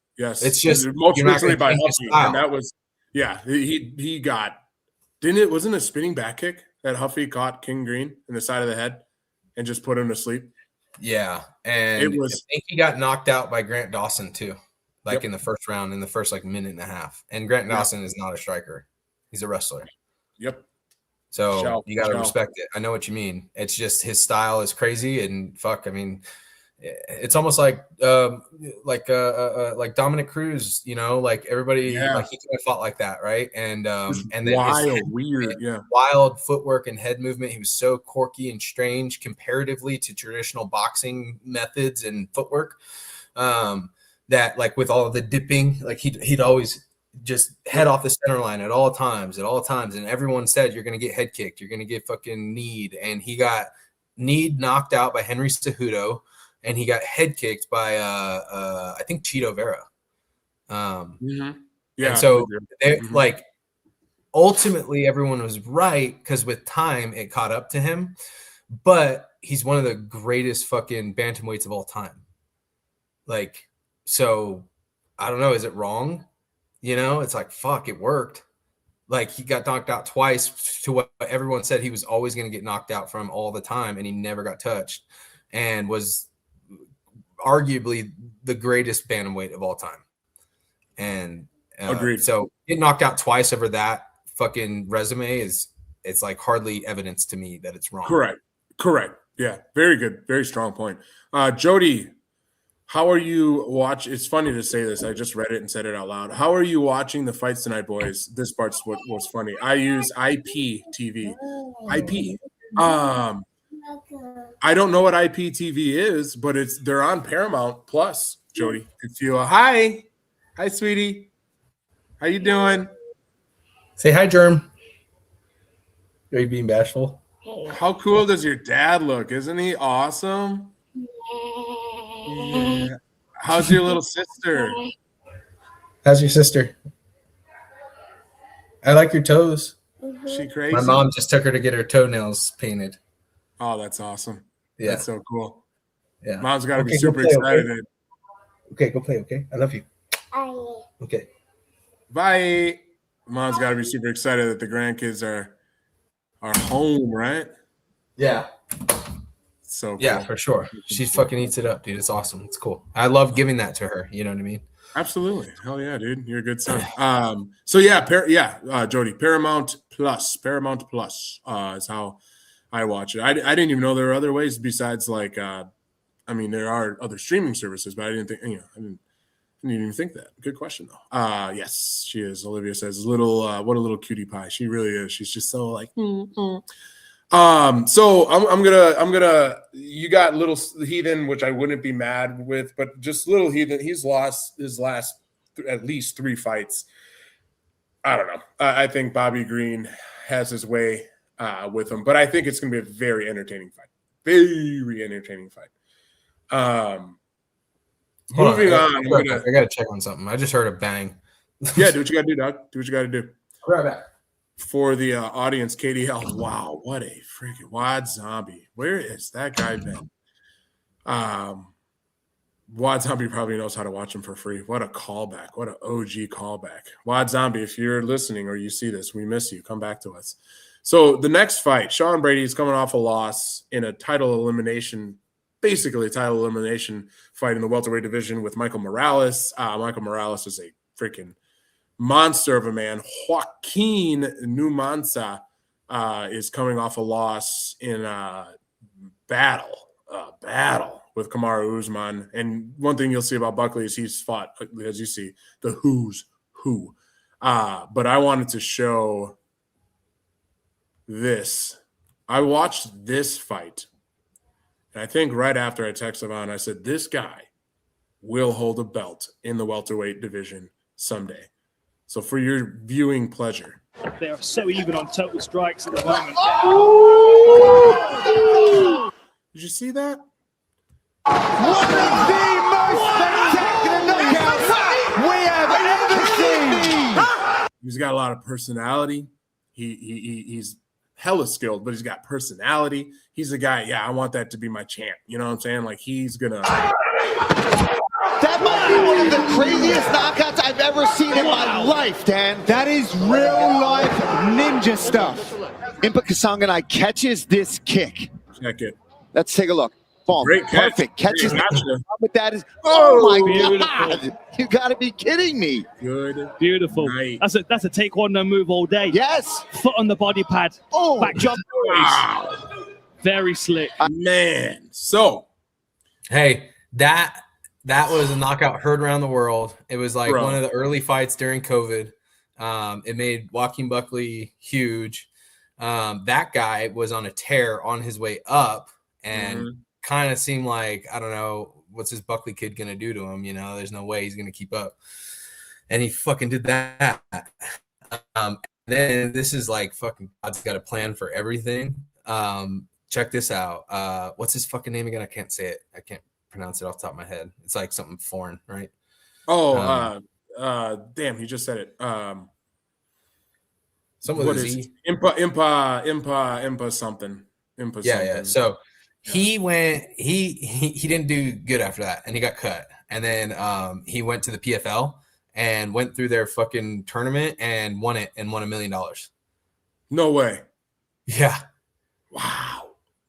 So you get knocked out by the knockout heard around the world, go on to win $1 million. It's like, That's okay. Crazy. I'll take That's it. crazy. That's awesome, dude. That's awesome. Dude, so looking wild, dude. God damn, is it day 2? Crazy, dude. He's got Joseph held hostage somewhere. She won't let Joseph come back. That's why he's not back. She tied him down in the closet, dude. So with that being said, I was prefacing this fight. We got Sean Brady again coming off of, maybe you can call it a title elimination fight against Michael Morales.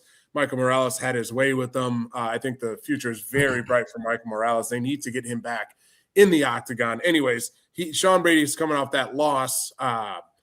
Joaquin is coming off a loss against Usman, the best of the best, right?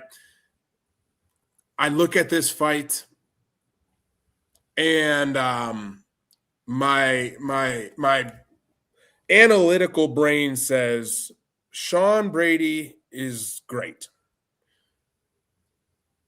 But his ceiling is here, whereas Joaquin Buckley's ceiling, I think, is a little higher. Meaning what he's capable of doing, the damage he's capable of inflicting, the athleticism, the unorthodox.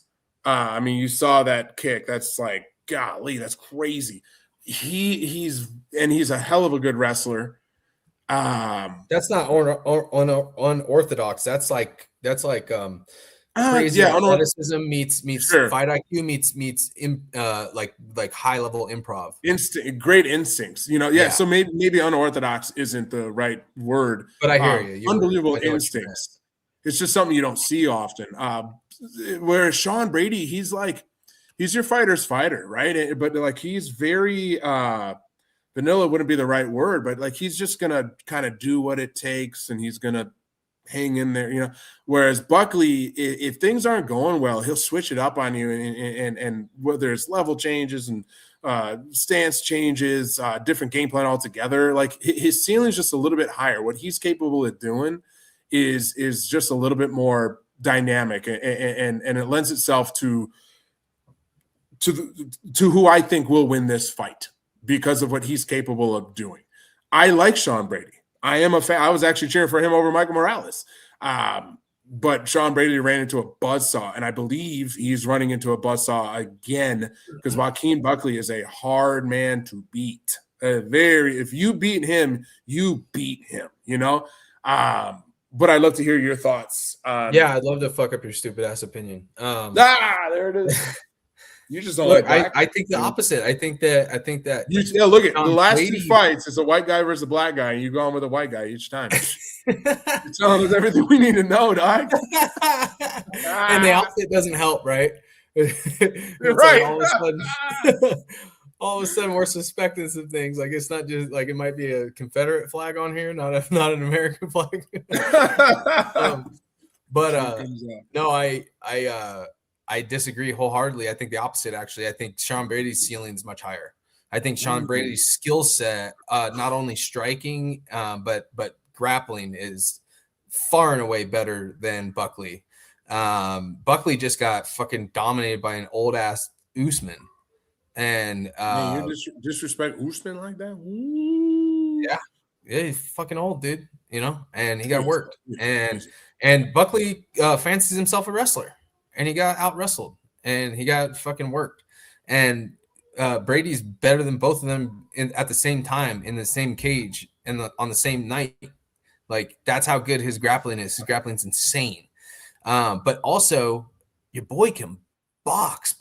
Like he's got some hands. He's not crazy with the kicks, but he's got some fucking hands. He's like a new age, like an evolved, like a Pokemon evolves. Like he's like the next fucking. He's like the Charizard to Gilbert Burns, you know what I mean? And I'm not even a Pokemon fan, so I don't even know why I'm using that reference, but everybody gets it, right?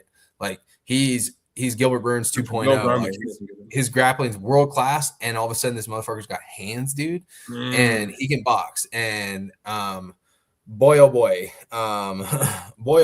did he fucking handle some motherfuckers of high caliber. Yes.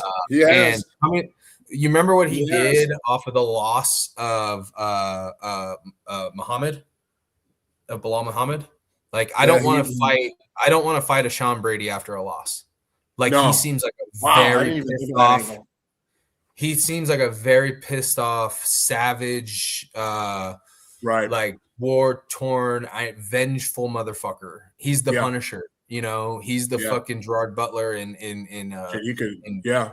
the fucking movie, whatever, law-abiding citizen. Like, I think he's gonna come with a vengeance, and I feel bad for whoever's standing in his way. And Joaquin Buckley's a tough motherfucker for sure. I think it's gonna make Buckley look like he should have never been in there with him. That's how much I think it's gonna be a dismantling. What? Yeah. Wow. Yeah. Wow. I think he's going to outbox the fuck out of him, and he's going to be able to grab a leg, and then he's going to smash him on the ground. And he's probably going to finish him within 2 rounds. Wow. Yeah. So the angle you came at, I feel you on. Brady, just looking at the guy, he looks like, well, I'm not going to cross that guy. And if he's coming off a loss, I'm definitely not. I'm going to keep my distance. However, Buckley is also coming off a loss. Again, old ass Usman, who's still in the game, he's still, gonna fight. But he's coming off a loss himself.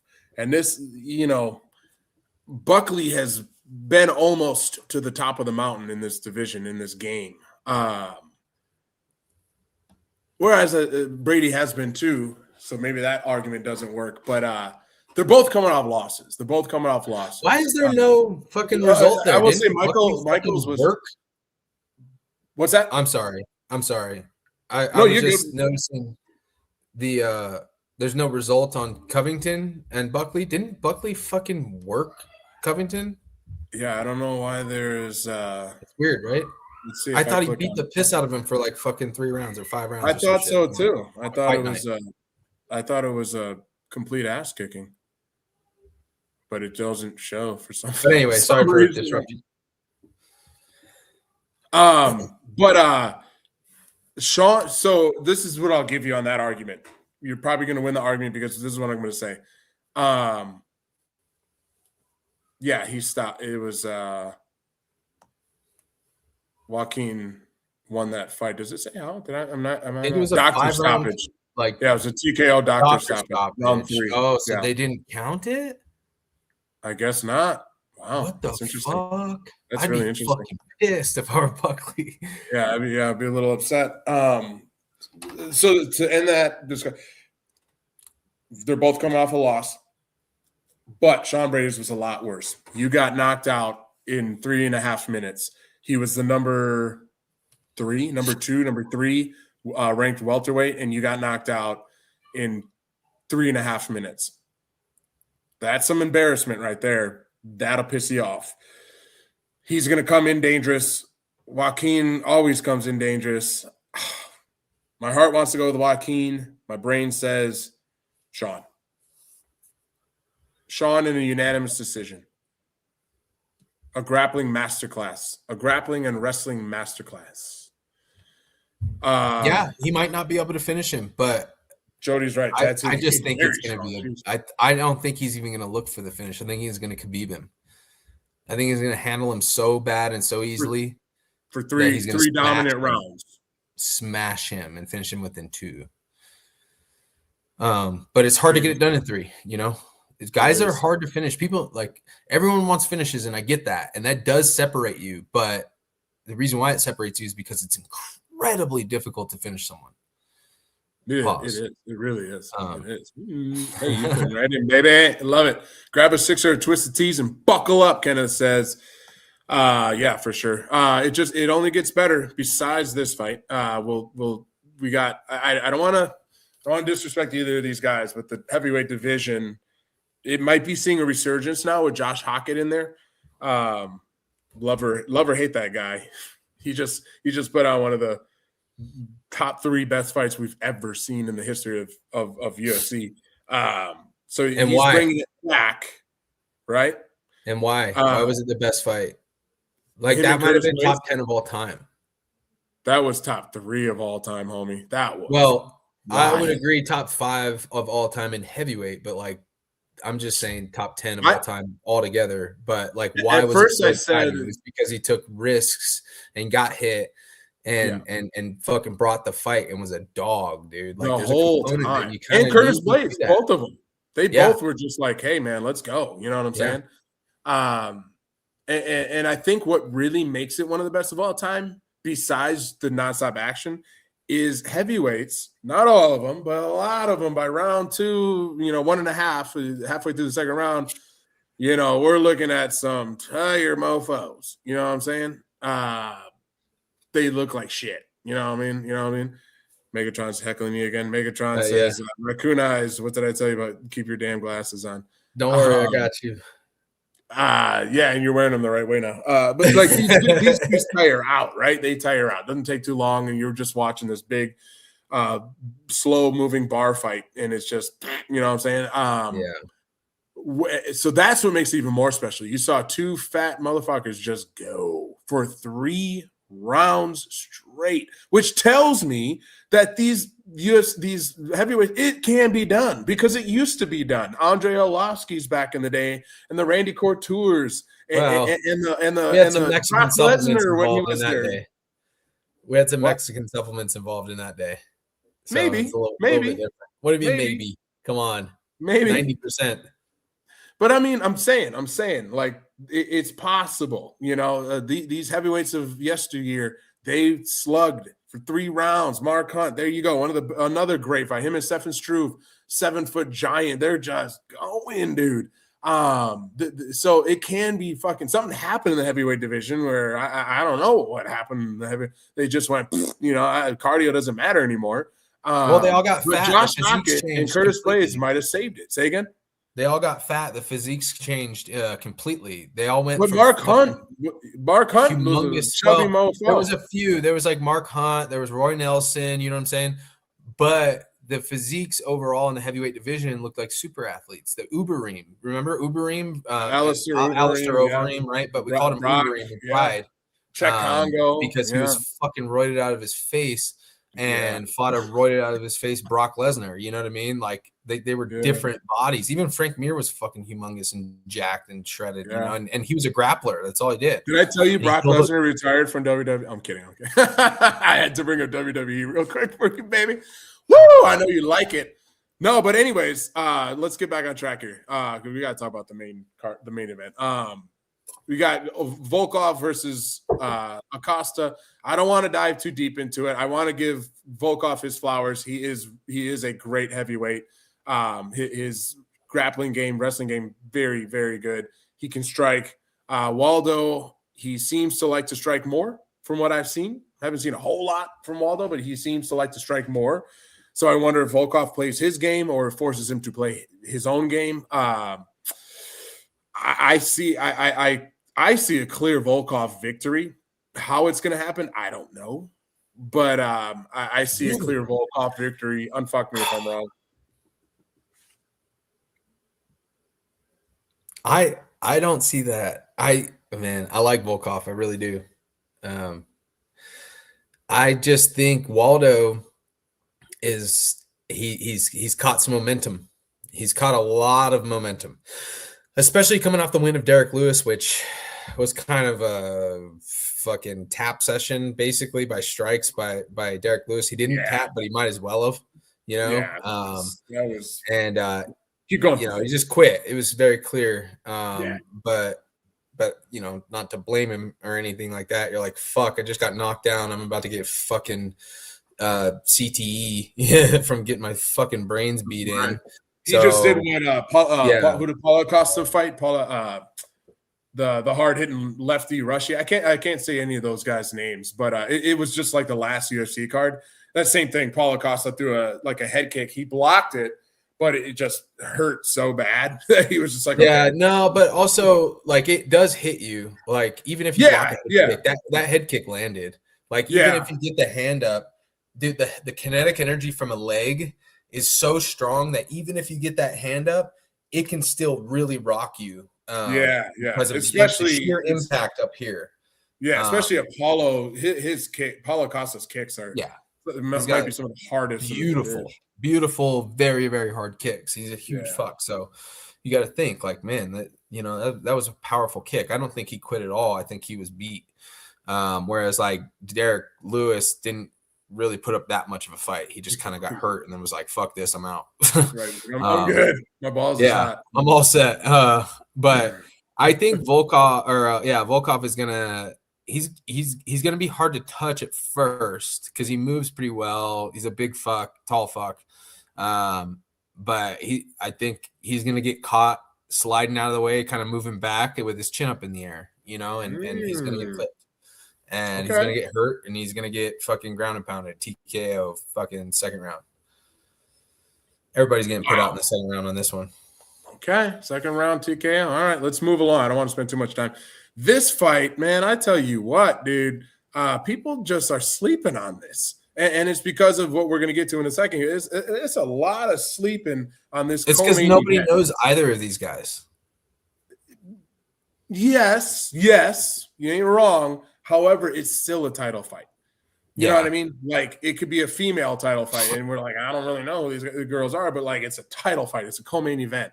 Like we got to give some attention to this because honestly, this could be. I don't think it'll be the best fight on the card. I think this will be the best fight on the card, but it's going to be a great fight. Tyra he's legit. He is legit. What he did to Brandon Moreno was insane. What? We're like, I didn't discredit him, but like Brandon Moreno, multiple time champion, very, great fighter, blah, blah, blah, blah, blah. He just got worked. He got absolutely worked. So it's like, okay, he's great. Joshua Van, it was controversial how he won the belt. Homeboy fell backwards. The champ fell backwards. Elbow dislocates. What are you going to do? What are you going to do? But his fights before that, his fights with Brandon Royval and some of his other fights, he holds right now the top, the highest number of strikes thrown per minute. I want to say it's like, what was it, 10 or something like that. On average, he's throwing 10 strikes per minute of every fight. So you're getting a guy who's like, go, go, go, go, go. You know what I mean? Like he ain't taking any time. He's not feeling you out for forever. And Tyra is very similar. Like it's like a go, go, kill or be killed mentality. I think we're going to have a new flyweight champion. What do you think? Yeah, I agree. Because Joshua Van, man, it's so disrespectful to say this, but like, there's a lot of fluke in where he's at right now. Mm-hmm. And I know it's crazy disrespectful, but like the circumstances that be like and it's because of his own actions. Like he took a fight on last minute notice, went from a fucking, unranked guy to number 8 like that. And then immediately took a fight against Pantoja afterward or something. Maybe there was one in between, but he's put on a spectacular showing of boxing. Was the Royval one between that? Maybe knocked motherfuckers out, right? He and then got to Pantoja, and because of him catching a head kick, Pantoja fell and broke his elbow. Mm-hmm. So now he's the champ, right? And to me, I just look at that and I go, that's great. You're the champ and you earned it because you did take those actions. And because of your actions, Pantoja broke his elbow. Mm-hmm. And that means you win. That's just the rules. Them's the rules. So you're champ. But I think that if he had any conventional route to the belt, unless he became less one-dimensional drastically, I don't think he'd ever touch gold. Like, he's too one-dimensional. His boxing's nasty, but what I see from Tyra is he's got it all on a very high level. Like very high level. Like I'll say this: if he doesn't win the belt tonight, he will win the belt someday. It's like inevitable. He's like Thanos. It's inevitable. He will. I think he's very young. It might be dismantling. Like it might be like a quick one. Like I think he's gonna work him. I agree. Kenneth, no, Mike Hunt is not fighting tonight, unfortunately. He got injured. There was a certain part of his body that got injured, so he's not fighting. Where's Waldo? Ha ha ha, Megan. You're so funny. Rambler, dude, gas by me in the great state of Wisconsin, in the southeastern part of it, is about 4:30 right now. So, I'm $5.99, I think, for diesel. Oh, for diesel. What is regular by you? I think around 4:30, something like that, 4:45. Sounds about right. Yeah. Hey, I want to play this. I'm like $6 diesel because I drive a diesel truck and my wife has a gas car, but so we're fucked either way. Yeah, pretty much. I want to play this really but quick. I get like 23 miles to the gallon on my diesel. That's so nice. It's like a little bit of balance to it. Yeah, can't go wrong there. So the prelims have been going on. I wanted to play this really quick because I saw it flash up. So it's in Newark, New Jersey. Jim Miller is a Newark, New Jersey native, and he had a cool message. Here tonight. And, like to share this moment with them is amazing. My son went through some really difficult times in the last couple months. He ended up kicking the shit out of cancer. And he's all good today, cancer-free. And one of the things that I told him when he was dealing with it, when he first got diagnosed, is Miller's have been called a lot of names over the years. but Fragil's never been one of them. You know, so he fought his way through it. And yeah, like nothing that I've ever done in here is as proud as he makes me and his siblings. It's dope, dude. Holy shit. You Isn't trying that to make me something? cry, Jerem? What the fuck? I got choked up. You know, Sevy's like, I felt my tear ducts turn on. That's what I felt just now. Yeah, for Like, sure. fuck, dude. 42 years old. His son beats cancer. Maybe that's why he's fighting still. Wins. Yeah. Yeah, man. Yeah, for real. What a powerful moment. That's so cool. All right, back to That's fucking crazy. Back to this. Fuck, Let's bring man, up I some of can't these. imagine. Jody says Newark ghetto. It's funny, Jody, because where I'm from, Milwaukee is very similar, like an old industrial town. You know, a lot of old brick building kind of stuff. And I went to Newark for UFC in 2010, GSP versus Dan Hardy. Great time. As a matter of fact, they had us park is it was like nuts to butts. So when you wanted to leave, you had to wait for every car behind you to get out. So I'm standing there with my ex-wife, and we're just, you know, some idiots over here are fighting, some idiots over there are fighting after the event. You know, just how it goes at UFC events. And this older gentleman is standing there, and we get to talking, and eventually he's like, "Yeah, my son is fighting on the next UFC." I'm like, "Oh, really?" I'm thinking like prelim something, right? Good for you, you know? And I'm like, "Oh, that's awesome, man." I was like, "Who's your son?" "Frankie Edgar." I'm like, "Come on. Like, you're just chilling out here in the parking lot and your son is Frankie Edgar, right?" Like, you don't have backstage tickets and shit? Right. And I'm like, "Well, it's the next UFC. The next UFC was in Abu Dhabi." Oh. And I'm like, so I just play along. "Oh, man, that's great." You know, anyways, I'm like telling my ex, I'm like, "Yeah, bullshit. Like, I don't believe." Well, they did a UFC embedded or behind the scenes or whatever of that fight, because that was the title fight too.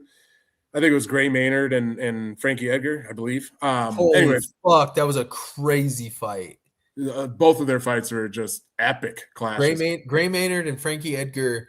If that fight had been stopped, Frankie Edgar would never be the legend he is today. Correct. He beat Gray Maynard after being knocked down, basically. He was almost flatline KO'd. Yeah. Like he was almost flatline. Yeah, and they didn't stop it, and he came back and fucking won. And I believe Hardy and GSP, I think GSP like beat the fucking dog shit out of Dan Hardy. Yeah, it was not even close. I think Dan it was Hardy like a 50-43. Like, I think it was like multiple 10-8 rounds. It was bad.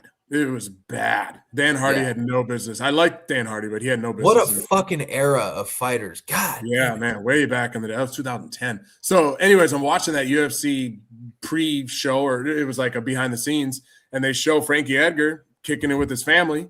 And lo and behold, there's old boy. That was his dad. I was like, dang, dude, that was what a random coincidence that he's like just a normal guy, you know?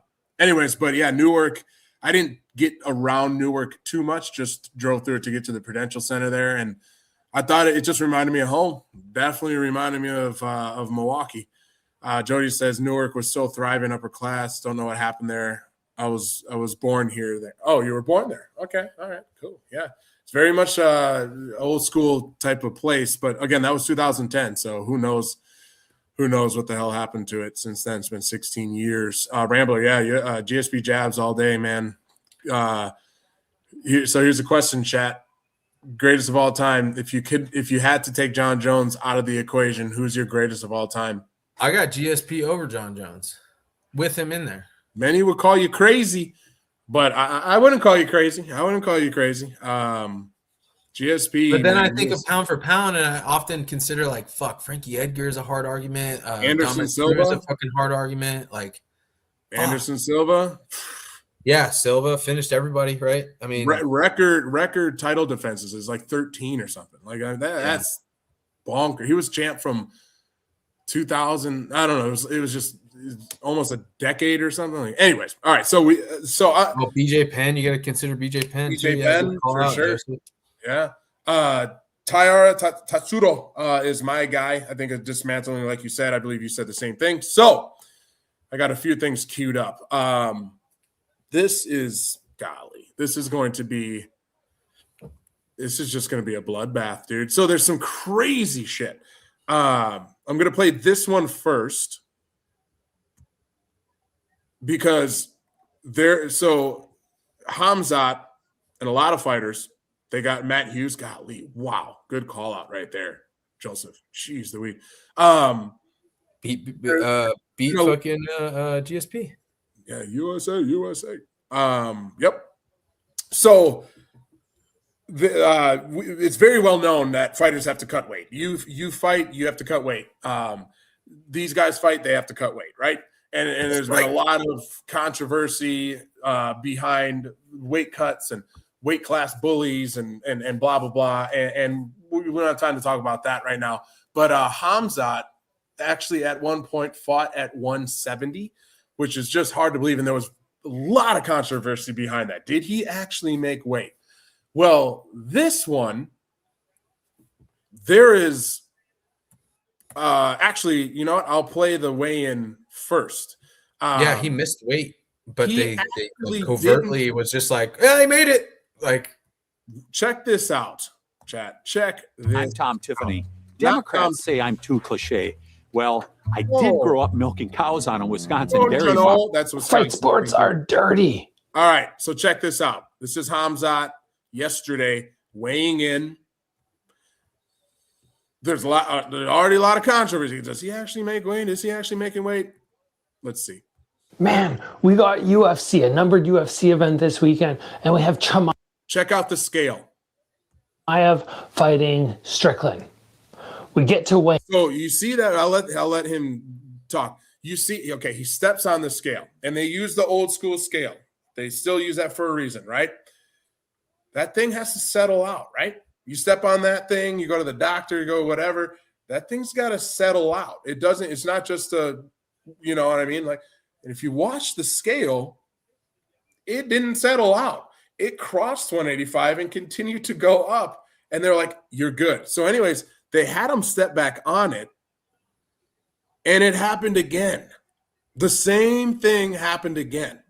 Let's see what Homeboy has. We all know how difficult it is for Chimaev to make weight. He cuts so much. I get these fighters who brag. 40. I don't know if you heard the official number, but they were interviewing Arman Sarukian, who trains with him. If you had to guess how much weight Hamzat had to cut to get to 185, what would you say that number would be?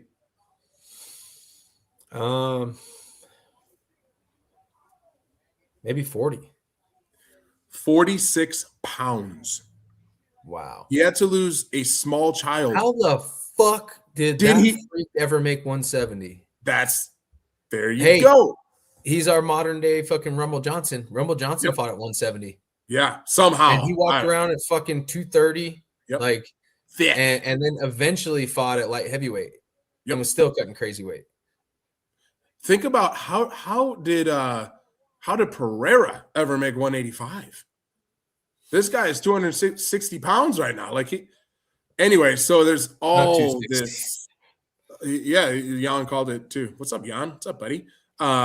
He cuts like Rumble did. Yep, for sure. Rest in peace. Is liver he gone? cancer. Liver cancer. Oh wow, I forgot. Yeah, That's he right. got it like 33 or 35 or something like that. Yeah. R.I.P. So maybe does that have to do with crazy weight cuts? Ironically, like really close with DC and John Jones. And they were boys. DC and John Jones fucking hated each other, but he was really close with both of them. Yeah. So do you attribute that to weight cuts? Because there's a lot of controversy about how unhealthy it is just to do it. And now we see a guy that did it at a drastic level. Fuck. It could be. I don't know. Like, oh, man. It's just, it's the mechanisms with cancer are so in the dark because of shit like that. And I don't know like how much information we have on what causes like a liver cancer. You know, everyone says cancer is genetic, but it does seem to be somewhat of more so of a lifestyle thing. So it could be. Yeah. It could be a weight cut, like, because you really like. I think I have fucked up guts from weight cuts. You know, like I think I have like a damaged, like a leaky gut or something like that, or like your intestines get really, really fucked up. Like if you don't know, so when you weight cut, you draw all the water out of your body to stand on a scale for, fucking 30 seconds and then put it all back. Well, in Or that 3 time, seconds if it's you're a couple of hours of your body being severely dehydrated. And when that happens, it damages the lining of your intestines first. Like your organs are actually like crazy resilient. Over time, your kidneys start to fail first, but liver seems to not be so much affected from what I know. If you look up Dr. Andy Galpin, he kind of talks about this because he's like a professional fucking weight cutter. He's a PhD in all kinds of different shit medically. And he helps like Olympic wrestlers and UFC fighters and things like help them cut weight and make weight. And works with Brian Ortega as well as a bunch of other fighters. But what he says is like who passed out in his last he gets up there, he took that in like 8 days notice. It just so he did it crazy. But when that happens, you draw the water out of your organs, and your intestines need a ton of water, like almost like think of them like cavernous balloons that they just like they exist hydrated, and obviously they're hollow on the inside, but like your body is just a cavernous balloon that needs the water and blood cells and all that. So when you draw that out, you get pains in your intestine, and a lot of times your large intestine gets affected really strongly, and you'll feel that on your right side. And when you cut weight, you kind of panic because you're like, my liver's failing. But the weird thing about the liver is that when it's affected like that, from a health standpoint, outside of impact, you won't feel it. It doesn't have like painful symptoms unless you have like some severe inflammation or jaundice or something like that, or like a gallbladder failure or something. You won't really feel pain from your liver for the most part. You can, but it's just like it's just a whole longer process. Whereas like you get pain in your right side because your fucking intestines get like raisins, and you feel pain from that, your large intestine. Sure. And so I don't even know why I'm talking about this, but like it's strange. I don't know the liver. Oh, it's a crazy topic. Like, it's an interesting topic. Yeah. I don't know. I don't really know how much weight cut could affect the liver in terms of like giving you cancer from it. It doesn't. Sure. In my head, I couldn't tell you why, but in my head, it doesn't like there's not a lot of correlation, because your liver would just slow to be working, and your liver works on consumption of food and toxins, and it processes things like that. Mm-hmm. So you're just drawing water out of your body, and you're dehydrated. Yes. So you're like, your organs can start to fail, quote unquote. Can that give you cancer? Fuck, I guess. Kind of like the same thing with like, you dip, right? And that damages your skin cells like over and over and over again. And then that repeated damage of the cell, it starts to get replicated on a damaged cycle. And then that causes the cancer, as a rudimentary understanding of that. And so maybe if you cut drastic weight like that, it could affect your liver or any other organ like that. Fuck, I don't know. Sure. Anyway, I mean, it's worth. I'm sure some people out there are looking into it. You know what I mean? Because there's a lot of people out there that are not fans of this weight cutting, and it goes beyond. Well, I get. You've heard me talk about dudes that are like Sean O'Malley. He's a weight class bully, and then you tell me, oh, I got this, but I get it. I get it. But like, it goes far beyond that. It's like, what are the ramifications, man? What are down the line? Or like, not your fuck the body going up and ramifications. down and up and down. Fuck the ramifications. We're fighting. It's like why? Yeah. I mean, but look at the NFL, dude. Like, all these head injuries. We're playing NFL. You're signing up to fight. Like, fuck the ramifications. Yeah. That should be a consideration. But I'm saying, don't look at it first. Look at, why on earth would we fucking do it? Like, why wouldn't we stay within 5 pounds and make each other weigh the same for a metric of standard, right? But anything beyond why don't we do that? Why don't we? Well, do that? because it would be very difficult to know what you actually weigh day to day. You would have to be continuously tested, like every day. You'd have to step on a scale every day through 8 weeks of your fight camp, and they would know what you weigh. And a lot of guys even 24 hours after weighing in, the brain isn't functioning. My brain isn't properly hydrated. Probably hydrated again. Yeah. Okay, so maybe 5 pounds is too extreme, but like maybe 10 pounds or something. I think that's a little bit more manageable. In like a fucking couple hours. Like right. Like I don't know why. I mean, I get it. You know, you're someone like Chimaev, and you're just a physical specimen. You'd rather fight. You know, you'll be more successful, stronger than your opponents at 185. But 46 pounds. Whew. Anyway, so this guy, you know, I don't think we need to watch the whole thing, but basically he goes into how, let's see if they show it again. It's on the scale, and I have never seen a commissioner call it weight so fast and then let the fighter get off the scale. Like normally, it never settled. The scale never settled. You get on, you're stepping there, you're standing. The medical scale is kind of bobbing up and down. It kind of settles. The commissioner stops it. He checks. You're still standing there. It just goes on. And then when they're happy, which is usually like 10, 15 seconds, then they'll announce the weight.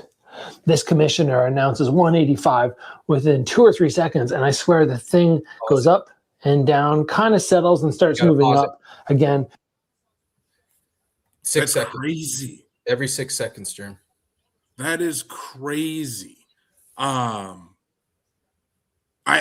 initially think, wow, you know, there's all this controversy, there's all this shit talk, there's all this chaos going on. Not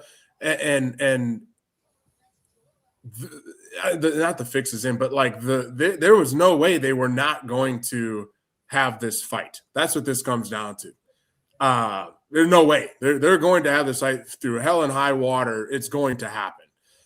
But you just hate to see that because everyone sees it. You know, it's not like this is just us. Like everyone sees this now and is like, damn, dude, UFC, come on. That ain't cool. That ain't legit. You all can't even operate within the parameters of your own rules. You allow this to happen.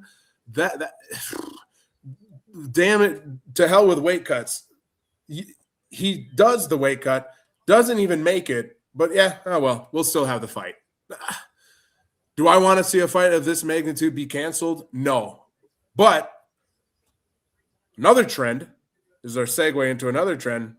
Have you noticed something? No, it wouldn't be canceled. It would be like for the belt, right?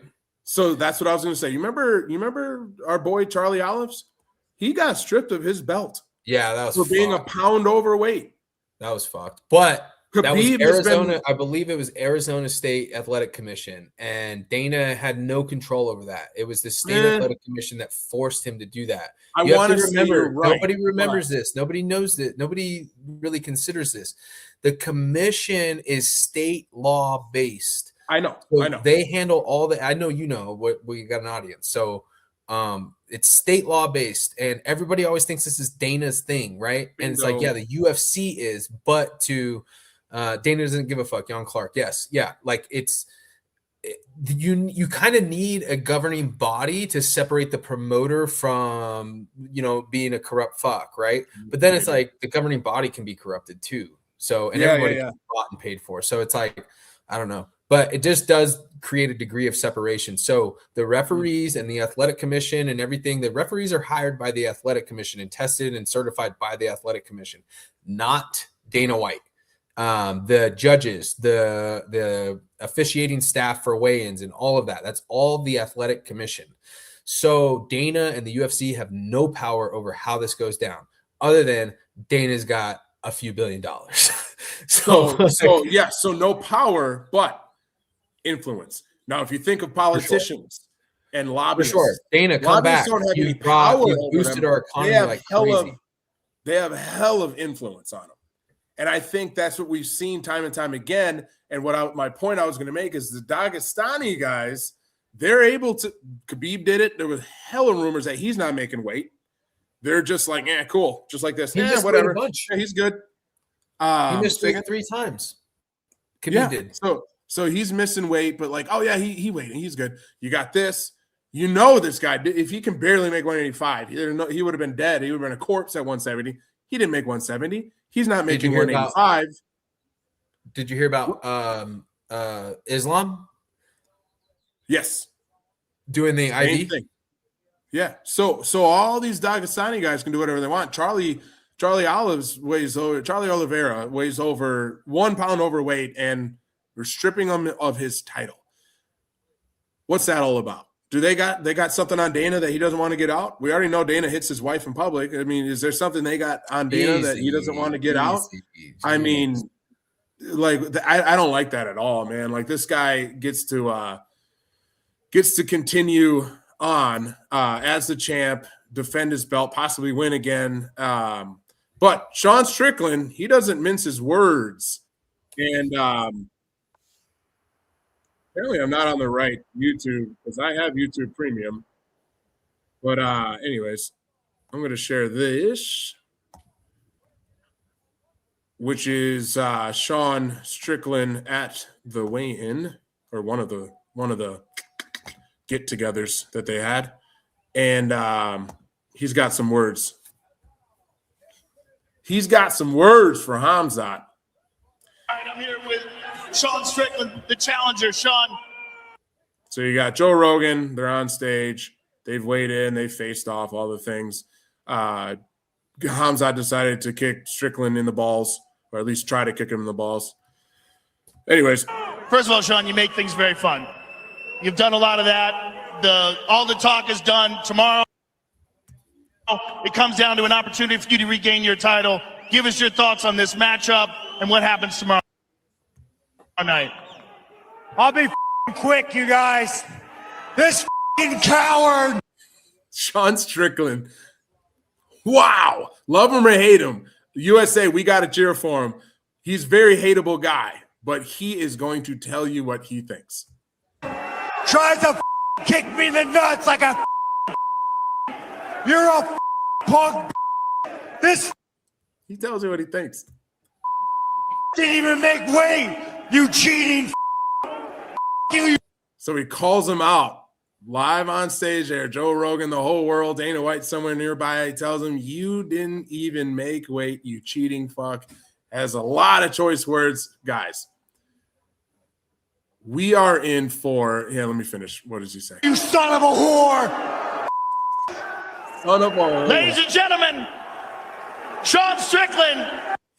Joe Rogan, I love it. Ladies and gentlemen, Joe is like, what do I do with this guy? What do I do? And we could probably fill another 30 minutes with just Sean Strickland clips, because that guy, he's had a lot of things. I think he's called Chimaev goat fucker, and he's gone off the rails. But he called him out. You didn't even make weight, you cheater, you son of a whore. You didn't even make weight. Did you ever see that when you were in country? I never saw that. I saw men getting that done to them. Men getting that done from other men, but I didn't see the goat stuff. I was really hoping it was the goat doing it to men. I'm sure that happens too. No, but UFC's got a problem, man. There's already the controversy. There's a lot of eyeballs on the weight cutting because people don't like it. It's not healthy long term, not healthy short term, not healthy long term. People don't like it. Weight class bullies, whatever argument. Now you got more evidence that there's some sort of fix. There's some sort of oversight. There's some sort of something that they need to fix, man. They need to fix. What's up? Oh boy. Jan. Jeremy was on the cuck chair. Watching the goats. Yeah, there you go. Look at KDL's comment. KDL says, I saw dog stuff, goat stuff, all the stuff but women. Basically. Golly. KDL, you were there, right? I heard a story when I was in of a guy who was at a fob on Firewatch, and it was at night and he had nods, and somebody came close to the fob. Like I'm the story's so foggy, but I guess somebody came close and he recognizes this movement, and it's a goat, and it's just a goat. And then he's like, I gotta keep my eye on this goat, right? And then he says, like, 5 minutes later, this dude walks up to the goat, and make sweet love to him. Really? He saw this happen on nods, yeah. Wow. Yeah, on NVGs, night vision goggles. I was not lucky enough to see that. Yeah, but how much is that like just fish stories or what? I don't know. That's crazy. But I thought it was fucking hilarious. Imagine like you're just on fire, you're just like looking through nods and you see a goat and then some dude go like, hey, whoops, I tripped and fell. Yeah. I tripped and fell. It felt so good I couldn't stop. Man, that's maybe I just heard that in a movie somewhere. I don't know. I want to say it was from a guy that was in. Hey, stereotypes exist for a reason, my man. Yeah. Stereotypes exist. But hey, but if you're gonna go there, then you got to go like Mexican donkey show too. So like same shit. We won't dive too far into that though. So looking at this fight, I before you got on when you have your technical difficulties, I was sorry about that. No, you're good. You're good, dude. Life happens. I was kind of breaking down style. So we talked a lot of the controversy, and there was a lot more. These guys are just wild. But it's a stylistic. It's intriguing. You got Khamzat, who can throw. He can. It's not like he's illiterate on his feet. But his game is grappling and wrestling and that ground game. Like he wants to get you down fast because he thrives. If you don't believe me, go back and watch when he won the belt against Duplessis last year. It was 5 rounds where he had Duplessis in a freaking crucifix multiple times, and it's just game over. You know what I'm saying? So that's his game. That's where he wants to keep everything. That's what he wants to do, and I don't blame him for doing it. Is it fun to watch? Not really, but it's what he does. Sean Strickland, on the other hand, while he does have great takedown defense, is very much so a he's going to throw. He's going to, you know what I'm saying? He's going to throw some hands. Jan, great seeing you, brother. Get some rest. Thanks for being here, dude, for real. He's going to throw. He's going to box. He's got some kicks. Very, very good with his hands. It's like in football. They say defense wins championships. What typically wins in MMA and the UFC, 8 out of 10 times, I don't know, you correct me if I'm wrong, is the better wrestler. The guy that can take you down and have his way with you. Pause. Is that what we're going to see? Are we going to see the more dominant wrestler take him down? You know he's going to go for it. It's just what he does. Is he going to take him down and have his way with him, or does Khamzat try to throw with him? Does he do? What do we see happen? What do we see? Where does this fight go, dude? I can't call it. I have no idea. I think Sean's going to get wrestle fucked in the first round, but it's not going to be damaging for the most part. And then I see the second round where Sean's going to start to time it and be able to stuff it, because I think he's got incredibly good still here your mom defense. Oh, yeah. Glad you're here too. Yep. What's up, your mom? I think Sean's got incredibly good takedown defense. I just don't think he's going to be able to stop it when Khamzat's fresh. And then, but Sean's got a gas tank like a motherfucker, so he's going to get up, he's going to get taken down, he's going to get up, and that's going to be the first round. And then by the second, later in the second, into the third, like there's going to be no wrestling, because Khamzat's going to be. I don't think Khamzat gasses there's like so much talk about we're questioning his gas tank. It's like, did you see him against Duplessis? Like he went 5 rounds wrestling the fuck out of him. Mm-hmm. A big fucking strong dude. Like he's got a gas tank for sure. Mm-hmm. He can wrestle for 5 rounds for sure. But I think just Duplessis just didn't have an answer. So in those exchanges, he was able to rest for 2 minutes on the ground, basically by just throwing little rabbit punches. Like he landed like over 500 punches, but only like 40 were significant. Think of that.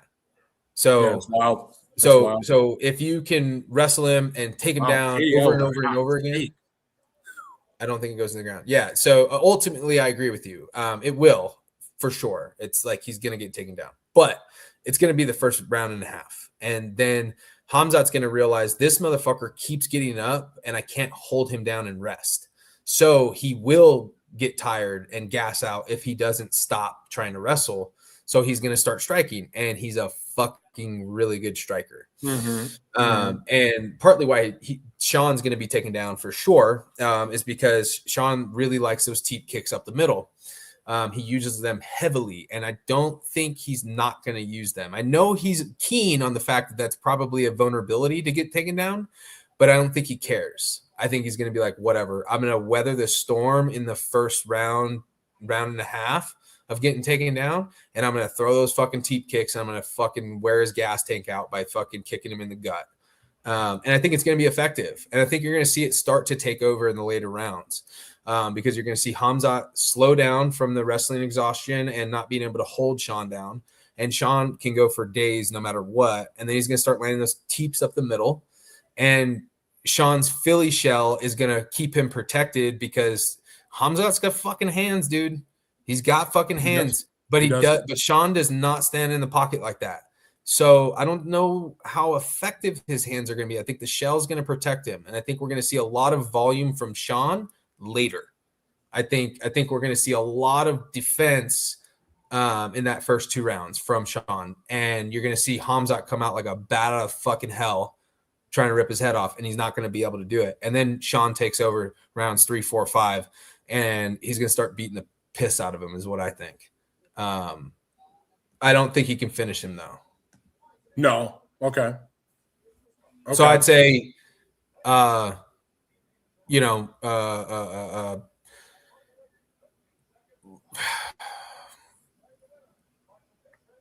like a. So you see let's say that you see a Merab versus Sandhagen.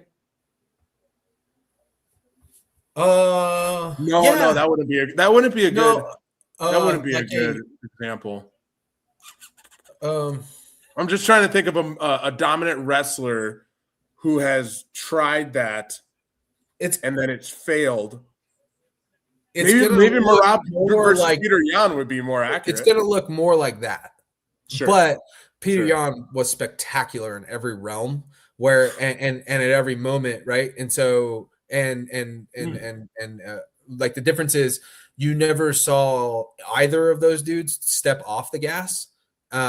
You just saw what you saw was Peter Yan was beating him up from round 1 to round 5, and it slowly accumulated, and the timing got better and better, and Merab started getting beat up and less effective. And so that's why it was a dismantling. Piece by piece, slow dismantling over 5 rounds, very exciting shit, whereas I think you're not going to see anything but defense from Sean in the first 2 rounds. Yeah, and then he's going to start to pick it up, and he's ultimately going to edge a decision. But I do think those last couple of rounds, like, he's going to find his timing with Hamzat, and he's going to land some shit, particularly knees up the middle and teeps up the middle, but that's going to open up the hands. So he's going to I think he's going to be really effective with the hands. I really got Sean on this, and that's why I'm wearing my fucking American gear, dude. I'm rooting for the American. And not only because I love America and I'm a fan of Sean Strickland, and I'm a big fan of Hamzat too. I think he's a fucking savage, but I really do think he has the effectiveness. He has the skill set and like the perfect kind of matchup to beat Hamzat. Whereas like Duplessis didn't have any ground game. So he just kind of got worked. And I don't think that's going to happen with Sean. I think Sean's been there, and they were training partners too. Think of that. They were training partners. They've seen each other's looks. I think Sean knows what he's coming with, right? So I got fucking Sean Strickland, fucking round 5 decision, baby. America, motherfucker. Let's go. A better way to end the show than seeing the American cock and balls, baby. I love it. Wow. Hey man, I got nothing more to add to that. I think I think you nailed it. I think you definitely see an early wrestling clinic, but like a resilient Strickland weather that storm, and then just start piecing them up. I mean, yeah, I think one of the biggest things you said, the gas tank of Sean Strickland is very underrated. He can go. Man, that guy can just go. He could fight 10 rounds, Chimaev is not bad, but yeah, I think that's gonna it's gonna be incredible. I'll tell you this. We'll end with this.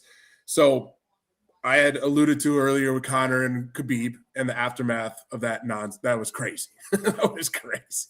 Bad look for UFC. You know, you got guys just jumping in and punching Conor and just chaos. Is that a bad look? I don't know. I mean, if you're a UFC fan, it's not a bad look. If you're not a UFC fan and you're like, I kind of want to the get commission, I know they went through hell with the commission for that. Oh, yeah. It's horrible. Yeah, they went through hell. I think Dillon Danis is still banned from that arena. Yeah, he can't he cannot go. Yeah, for sure. Because that's what Khabib jumped at.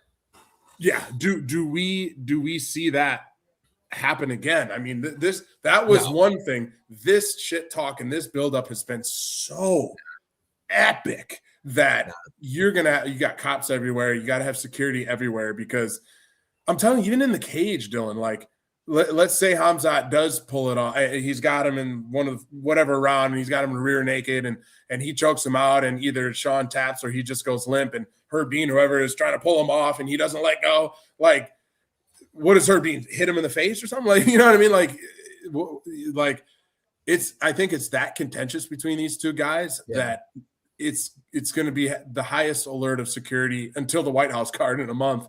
Do you know who Paul Daly is? Paul Daly. Yeah. The name rings a bell. He fought in the UFC, fought in Strikeforce. Is he black? Is he a black dude? Yeah, I remember Paul Daly. Yeah. Weird black dude name, right? Like, yeah. Like one of the whitest names I've ever heard. So he hit Nick Diaz, I want to say, after the bell, like purposefully, like fuck you, after kind of getting fucking smoked by him. I want to say it was Nick. This is next weekend, by the way. Ronda Rousey, Carano, next weekend. Oh yeah, we got to cover that. But I think he hit. I want to say it was Nick Diaz. Like he kind of fucking put Nick Diaz through hell in the first round. A wrestler, fucking high level D1 wrestler, bad motherfucker, hits like a Mack truck, right? Beats the brakes off of Nick Diaz in the first round. And then Nick Diaz fucking wears his ass out in the second round. The same kind of story that I just anticipate this going, just 5 rounds, right?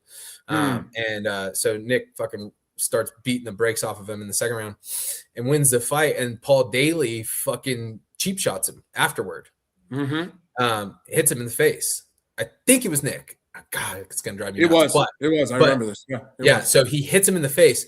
And Dana White afterwards, he said he's immediately cut and he's never welcome back. I don't care how good he is or what he does. He's never welcome back. And he never fought in the UFC ever since. He went to Bellator and did well, but he got kicked out immediately. And I'm sure he was fined tremendously. And if Nick were any other person, he would have caught a fucking assault charge, like a lawsuit, easy. So if Hamzat wants to play that game, like it's outside of the rule set of what game we're playing, and now it's just assault. It's a legal charge. The state can charge you. You know what I mean? Was anyone charged in the Khabib Conor thing? Was there, besides Homeboy not being allowed, was anyone charged? I don't know. I don't know. But I gotta imagine everything was dropped if there was, because the UFC's got big pockets for lawyers on retainer, and I bet you to save face with the commission and shit like that, they're like, hey, like, let's not put anyone in jail. Let's not charge anyone. Let's not sue anyone. It's just, we'll call it a wash and we'll beef up our fucking security, make sure it never happens again. That's what I think. I think that kind of politics goes on the inside, you know? Sure. That's fair. So, so if that happens, Hamzat's fucked, basically. And he probably loses his visa. Yeah. A lot of issues there. That's huge. That one's huge. Yeah. I don't think there's going to be any drama. I hope that's the case. I don't want to. If there's drama, crazy drama like that, it's going to happen in the crowd amongst their teams. Correct. Which is, but it's not going to happen between Sean and Thompson. That's often what happens with the Dagestani crew. They roll deep and they are ready to go. They want to fight. That's why Danis just got in another fight like 6 months ago in the crowd.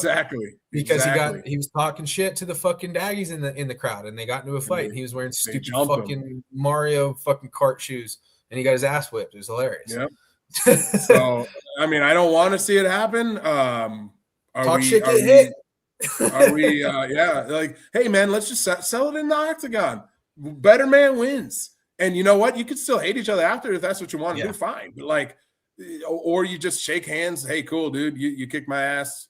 You're the better man. Cool. Move on. You know what I'm saying? Live to fight another day. I really don't think even Strickland's going to come with any kind of hate if he wins or loses afterward. Like, I think he's going to be like, hey, we went in here. We had all this shit. We did the dance.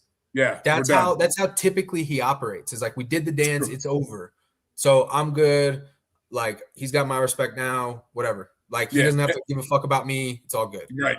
The problem is it's these like Dagestani, these Russian, that part of the world, those guys hold grudges, man. Like, you talk about their wives or their culture or their religion, is like game over. Yeah, same thing with Mexicans and Brazilians. Like, very, very like nationalistic, like real protective. For sure.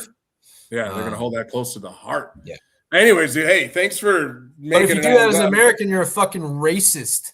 Yeah, you're like you. Right?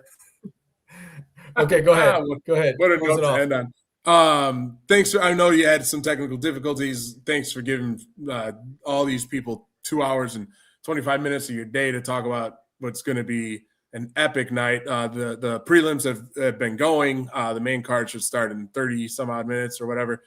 Don't forget Primal Mobility. What is the code? It's like GTP 27, something like that. Get your Primal Mobility on. Vindicate. He just dropped some, or will be dropping some awesome apparel. Dave Castro stuff. Paper Street Coffee. Check that out.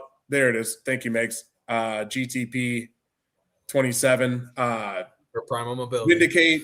Get on that. Paper Street with just an ST. Get some coffee. It's the best in the biz. PaperSTcoffee.com. Don't spell out street. Paper ST. Do not spell out the street. And then stay tuned. There's tonight. There is the Ronda Gina next week. We'll talk about that. Thank you. You guys are awesome. Jody, good show, guys. Thank you. Yeah, Dillon knows how it goes. She just said 7 will miss out. At 8:03, he'll send 16 texts in a row that Kamzat is a this and that guy is a that and blah blah blah. Like hey, it was our fault. Like, we couldn't get a time earlier than this between mine and Jerem's schedule and all the other shows going on. And Sevi was so down. But you gotta understand, like, he is a fucking fight fan. And so he's probably at Greg's right now or some shit, or like Dave's over and he like they're watching the prelims and shit. Like, so that's probably why he didn't make it. Yeah, he had some kind of he had to take the boys to wrestling, and so who knows what happened. But anyways, yeah, dude, this is gonna be a great night of fights. I hope you guys get your either Jody IPTV or whatever that's called, or get your Paramount subscription. If there's ever, I'm talking all of you that maybe used to watch UFC and don't watch, if there's ever a night to watch some fights, it's this card. It's top to bottom, incredible. So with that, my hot co-host over here, Dillhole, and I, let's go. Thank you, all of you. KDL, Megs, Jody, Joseph, thanks for hopping in for a little bit. Jan was here, freaking Rambler was here, everybody was here. Thank you guys for showing up and being a part of this. We'll break down Gina and Ronda. We'll talk UFC White House card because it got a little bit better. And maybe we'll talk about this fight or this card as well. We'll see what happens. But anyways, USA all the way. Y'all have a great weekend. We'll talk to you soon. USA. There it is, baby. There it is. Woo!